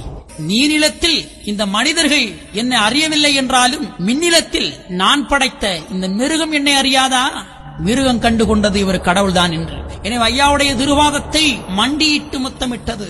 எனவே அதறி முழங்கியது. ஆனா நீச பாவிகள் எல்லாம் ஓலையை போட்டார்கள், வெடியை கொளுத்தினார்கள், கம்பெடுத்து குத்தினார்கள், அதுக்கு கோபம் வரும்படி. ஆனா அதுக்கு ஒன்றுமே செய்யவில்லை. ஐயாவுடைய திருவாதத்தை மண்டியிட்டு கிடந்தன. இனி இந்த கடுவாயை இப்படி விட்டால் அவரை கடிக்காது என்று ஒருவன் எழுந்திருந்து ஈட்டியை எடுத்துக்கொண்டு மறுமுனையால் அந்த கடுவாயை குத்துகின்றான். அந்த கடுவாயோ அந்த ஈட்டியை கவியது. கடுவாய் இங்கிழுக்க, அவன் அங்கிழுக்க, இவன் அங்கிழுக்க, கடுவாய் இங்கிழுக்க, கடுவாய் திடீரென்று தன்னுடைய பிடியை விட்டது. கடுவாயினுடைய பிடியை விட்ட போது அந்த ஈட்டியானது அருகில் வேடிக்கை பார்த்துக் கொண்டிருந்த அந்த நம்பூதிரி மேல் பாய்ந்தது. அந்த ஈட்டியானது பாய்ந்த போது அந்த அந்தணன் அந்த இடத்திலே இறந்து விடுகின்றார். பாருங்கள், ஒருவரை கொல்லப் போகின்றார்கள். இந்த செய்தி எல்லாருக்கும் தெரிகின்றது. சொல்வார்கள், அர்த்த வெளியிடாதே, பாவத்தை காணாதே, பராக்கிரமம் காட்டாதே. பாவத்தை கண்ணால் கூட வேதத்தை படித்த ஒருவனும் பார்க்க கூடாது என்று சொல்லியிருக்கின்றார். ஆனால் ஐயாவை கொல்லப் போகின்றார்கள் என்று செய்தி எல்லோருக்கும் தெரிகின்றது. அந்தணன் என்றால் அரவன் என்று அவை சொல்வார். அந்தணன் என்றால் வேதத்தை படித்தவன், அவன் தர்மத்தை நன்றாக தெரிந்தவன். அவன் உயிர் அங்க ஒருவனை கொல்லப் போகின்றார்கள் என்று செய்தியை கேட்டபோது எப்படி கொல்ல போறான், இவன் எப்படி சாக போறான் என்று பார்க்கலாம் ஐயா, இது பாவம்தானே. எனவே இந்த பிராமணர் படித்தும் தவறு செய்தார். அந்த பண்டாரத்தை எப்படி இந்த கடுவா கடிக்கும், அவர் எப்படி சாவார் என்பதை தெரிந்து கொள்ள அங்கே வந்தார். ஆனால் முடிவில் அவர் இறந்து கிடந்தார். இதுதான் உண்மை. வேதத்தை படித்த எவருமே தவறு செய்யக்கூடாது. அதன் வேதத்தின் வழி நடக்க வேண்டும். அதுதான் உயர்வு. கடவுளை உணர வேண்டுமா, அதன்படி வாழ்ந்து காட்டுங்கள் ஐயா. ஐயாவுடைய பிள்ளைகளே, நமக்கு நாமே திட்டம். தன்னை உணருங்கள், தலைவனை அறியலாம். வேதத்தை படித்த எவருமே தவறுகள் செய்யாதீர்கள். தன்னம்பிக்கையோடு வாழுங்கள். எல்லாம் சமம், எல்லாம் ஒன்று என்று நினைத்து பாருங்கள். அன்பர்களே, அந்தணன் என்றால் அரவன். வேதத்தை படித்த நீ அந்த தவறை நீ பார்க்க கூடாதல்லவா? அந்த ஈட்டியானது அவரை குத்தியது. அவரும் மண்ணிலே இறந்து கிடந்தார். அப்போதுதான் மன்னனும் அப்படியே அயர்ந்து போனான். ஆகா, 1000 பசுவை அடித்து மிக கொன்றாலும் கூட தோஷம் இதல்ல ஒரு வேதியனை கொன்றது. 1000 பசுவை கொன்றா கூட பாவம் கிடையாது. ஒரு பிராமணனை, ஒரு வேதியனை கொன்றது பெரிய பாவமே. பாவத்தை ஏற்றுவிட்டோமே என்று அயர்ந்து அப்படியே அரண்மனையிலே போய் அமர்கின்றார். அமர்ந்த போது இனி அங்கு என்ன நடக்கிறது என்பதை ஐயா சொல்லுகின்றார். அந்த மக்கள் எல்லாம் நினைக்கின்றார்கள், வேட்டை பலித்ததில்லை வெற்றிதானி பேயனுக்கு. பார்க்க வந்த ஜனங்கள் பல திசைக்கும் இவ்வசனம் எட்டியது. எல்லா மக்களும் ஆகா, தாமரகுளத்தூர் சன்னியாசிக்கு வெற்றி கண்டு விட்டார். அந்த செய்தி தெரிய வந்தது. எனவே எம்பெருமானும் அங்கே இருக்கின்றார்கள் என்று மனமகிழ்ந்து எம்பெருமான் நாராயணரும் அன்று விசனம் அறிவித்தார். அன்போர்கள் கேட்டு நாராயணரும் கீழ் சுண்டு குள்மகிழ்ந்து ஆட்டுவோம் ஆட்டுவோங்கான் அல்லாமல் வேறுள்ளதோ. பாருங்கள் இந்த வார்த்தையை, ஆட்டுவோம் ஆட்டுவோங்கான் அல்லாமல் வேறுள்ளதோ. உன்னை ஆட்டுவது நான் தானே, நீசன் இத்தனை செய்கிறான், செய்ய வைக்கிறது அவன்தான். அதை தெரிந்து கொள்ள வேண்டும். அம்மை சரஸ்வதியை ஒரு திருவாசகத்தை எழுவதற்காக அந்த அம்மை அழைக்கின்றார்கள். அந்த அம்மா வந்து உடனே சொல்லுவா, ஆட்டுவானும் நீ அல்லவோ, ஆடுவானும் நீ அல்லவோ, ஓட்டுவானும் நீ அல்லவோ, ஓடுவானும் நீ அல்லவோ. ஆட்டுவானும் நீ அல்லவோ, ஆடுவானும் நீ அல்லவோ, ஓட்டுவானும் நீ அல்லவோ, ஓட வைப்பானும் நீ அல்லவோ. அனைத்தையும் செய்வது கடவுள்தான். தனக்குள்ளிருந்து ஒரு காரியத்தை செய்து கொடுப்பவனும் அந்த கடவுள்தான். ஐயா தான் இத்தனையும் செய்கின்றார்கள். ஆட்டுவோம் ஆட்டுவோங்கான் அல்லாமல் வேறுள்ளதோ, நான் தான் அனைத்தையும் செய்து கொண்டிருக்கின்றேன் என்ற உண்மையை ஐயா மனதுக்குள்ளே நினைக்கின்றார்கள். அப்போது அங்கே மன்னன் அரண்மனையிலே சோர்ந்து உட்கார்ந்து கொண்டிருக்கிறான். அன்று ஆயர்வாடியிலே எம்பெருமானுக்கு அமுது கொடுத்த ஒருவர் விதுரன் என்று சொல்வார்கள். அவரும் அங்கே அரண்மனையிலே பணிபுரியக்கூடியவர். உடனடியாக மன்னனிடத்திலே போய் ஐயாவை பற்றிய செய்திகளை சொல்லுகின்றார். சாணானின் நல்ல தன்மை மிகு மானவுள்ளோன், கோனா மனதுடையோன், குணமுடைய நல்லவன்கான், நேர்மை ஒழுங்குள்ளோன், நேர் சொல் ஒருவர்கான், ஓருமை உடையோன், உபகாரக்காரனவன், அதனால் இவரை விட்டுவிடுங்கள் அரசே என்று உத்தரவிடுகின்ற பொழுது அரசனும் மகிழ்ந்து ஆகட்டும் எனவே நினைத்துக் கொண்டு, இப்போது இவன் இனத்தில் எத்தனை பேர்கள் ஆனாலும் ஒப்போடு உறவா ஒத்திருந்து வாழ்வதெல்லாம் சர்ப்பம் போல் ஒத்த சகல சாதி தனக்கும் உத்தரவு என்று உபாயம் சொல்லாமல், மற்றும் ஒரு சாதிகளை வாவென்று உரையாமல், தன்னொரு சாதி தன்னோடு இருப்பதல்லால் பின்னொரு சாதி பிதன வைத்து பாராமல் இனத்துடன் சேர்ந்து இருப்பேனான் என்று சொல்லி ஒரு கைசீட்டை எழுதி கையெழுத்து வாங்கி அவனை அவனுடைய ஊருக்கு போகச் சொல் என்று சொல்லுகின்றான். ஐயாவோடு கொண்டு அந்த ஓலையை கொண்டு கொடுக்கின்றார்கள். ஐயா அதை படித்து பார்க்கின்றார். ஐயா சொல்வார்கள், நம்மாலே சொல்லி நகட்டப்படாதனவே சும்மா அவன் வாயால் தான் உரைத்தை சுமந்தான். இதை நான் சொல்லக்கூடாது, சொல்லணும்னு நினைச்சேன், ஆனா சொல்ல முடியாது. ஆனா அவனே சொல்லி அவன் சுமந்தான். அவன் என்ன சொன்னா, சர்ப்பம் போல் ஒத்த சகல சாதினருக்கும். சர்ப்பம் என்றால் விஷம், அசுரர்களுக்கு உன்னுடைய அருள் தேவையில்லை என்று வாதிட்டான். ஐயாவும் அதற்குத்தான் வந்தார். நல்லவர்களை தேர்ந்தெடுக்க, சான்றோர்களை காப்பதற்காக, சான்றோர் தமக்காய் இந்த உலகத்தில் வந்தார். எல்லா மனிதரும் சான்றோர்களாக வாழணும். தியாக மனப்பான்மை, அறிவு உள்ளவன், அறிவும் நினைவும் ஒன்றாக இவன் இருக்கின்றானோ அவனை ஏற்றுக்கொள்ள வந்தார். நல்லவர்களை தேர்ந்தெடுக்க வந்த நம்முடைய ஐயா நினைத்தார், இதுதான் வேணும், இதுதான் கலியுகத்தில் ஐயா வந்தது, தேர்ந்தெடுக்கத்தான். நடுதீர்ப்பு கேட்பதற்கு நாள் எடுத்து வருகிறதப்பா. நடுதீர்ப்பு கேட்டவுடன் நாடாள நான் வருவேன். நான் தீர்ப்பு கேட்கும் வேலையிலே உத்தரவு சொல்ல திறமையாயிருங்க என்று சொல்வார்கள். சர்ப்பம் போல் ஒத்த சகல சாதன தனக்கும் உத்தரவு சொல்லக்கூடாது என்று சொன்னான். ஐயா அதை சம்மதித்தார்கள். கைச்சிட்டை வாங்கி கை கொண்டு தான்கிரி வச்சுக்கோ என்று மண்ணில் மிக போட்டார். கீறிவிட்ட ஓலைதனை எடுத்து மாறி கொடுத்து வைத்துக் கொண்டான். சரி, உன்னுடைய இடத்துக்கு நீ போகலாம் என்று சொன்னான். ஐயா உடனடியாக வந்தாரா? வரவில்லை. நீ சொன்ன தேதியில் நான் வரமாட்டேன், என்னுடைய தந்தை எனக்கு சொன்ன தேதியில் தான் நான் வருவேன் என்று சொன்னார். எனவே பெற்று வந்த உபதேசத்தின்படி நான் வருவேன் போவேன் என்று சொல்லி 3.25 மாதம் சென்ற பின்பு ஐயா, கிழக்கு நாம் போவோம், கிரணமாய் நீங்கள் எல்லாம் விளக்கு ஒளி போல வீரத்தனமாயிருங்கோ.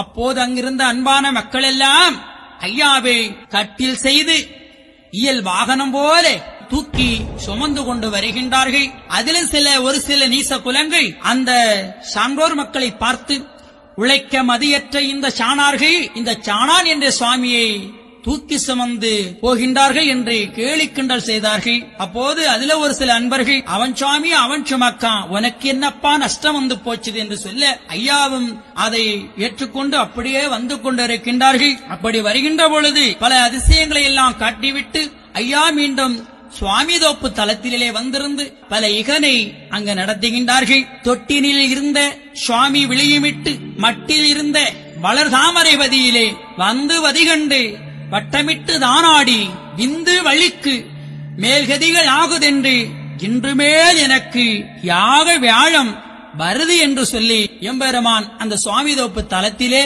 அற்புதமாக அமருகின்றார்கள். அவர் விட்டு சென்ற அந்த தவத்தை ஐயா மேற்கொள்ளுகின்றார்கள். ஓதி உணவு அருந்த தெரியாத சில அன்பர்களை எல்லாம் வரவழைத்து, நீங்கள் இனி தவம் செய்ய வேண்டும், தவம் செய்து கடவுளை நீங்கள் அடைய வேண்டும், ஓதி உணவருந்த வேண்டும், 3 தரம் பதமிட வேண்டும் என்று அவர்களை வரவழைக்கின்றார்கள். ஆங்காங்க இருந்த மக்கள் எல்லாம் வருகின்றார்கள். அவர்களை துவையல் தவசு என்ற ஒரு அற்புதமான தவத்தை அந்த மக்களுக்கு ஏற்படுத்திக் கொடுக்கின்றார்கள். அவ்வாறே மக்களும் அந்த தவத்துக்கு போகின்றார்கள்.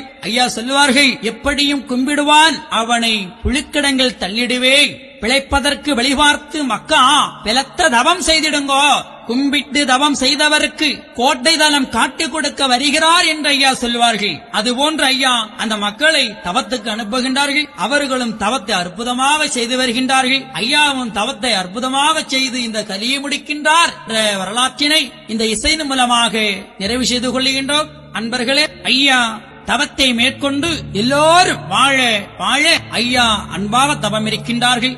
இந்த ஒலிநாடாவை கேட்கின்ற அன்பர்களே, நாமளும் தினேசரி நம்முடைய கூரைகளில், நம்முடைய வீடுகளில் ஐயாவுடைய திருநாமத்தை ஒரு விளக்கு ஏற்றி வைத்துக் கொண்டு அற்புதமாக சுசுபுத்தி நாடு என்று சொல்லக்கூடிய நம்முடைய சுழுமுனையிலே மனதை நிறுத்திக் கொண்டு சுவாமிதோப்பு பள்ளியறையோ இல்லை என்றால் அம்பலப்பதி பள்ளியறையோ முட்டப்பதி பள்ளியறையோ ஏதாவது ஒரு பதி பள்ளியறையை அப்படியே நம்முடைய சுழுமுனையிலே மனதை நிறுத்திக் கொண்டு நாம எல்லோரும் அந்த விளக்கு முன்று நின்று கொண்டு அற்புதமாக மானசீகமாக ஐயா சிவ சிவ சிவ சிவா அரகர அரகரா, சிவ சிவ சிவ சிவா அரகர அரகரா என்ற நாமத்தை அற்புதமாக சொல்லிக் கொண்டு ஐயாவுடைய திருநாமத்தின்படி எல்லோரும் நல்லோரும் வாழ, நபில்வோரும் வாழ, எல்லோரும் வாழ, எல்லோரும் வாழ வாழ வாழ்த்தி ஐயாவுடைய ஆகமத்தை கேட்டு அருள் பெற்று இந்த கலியிலிருந்து விடுபட்டு எல்லோரும் மேன்மை பெற உங்களை எல்லோரும் வாழ்த்தி விடைபெறுகின்றோம். ஐயா உண்டு.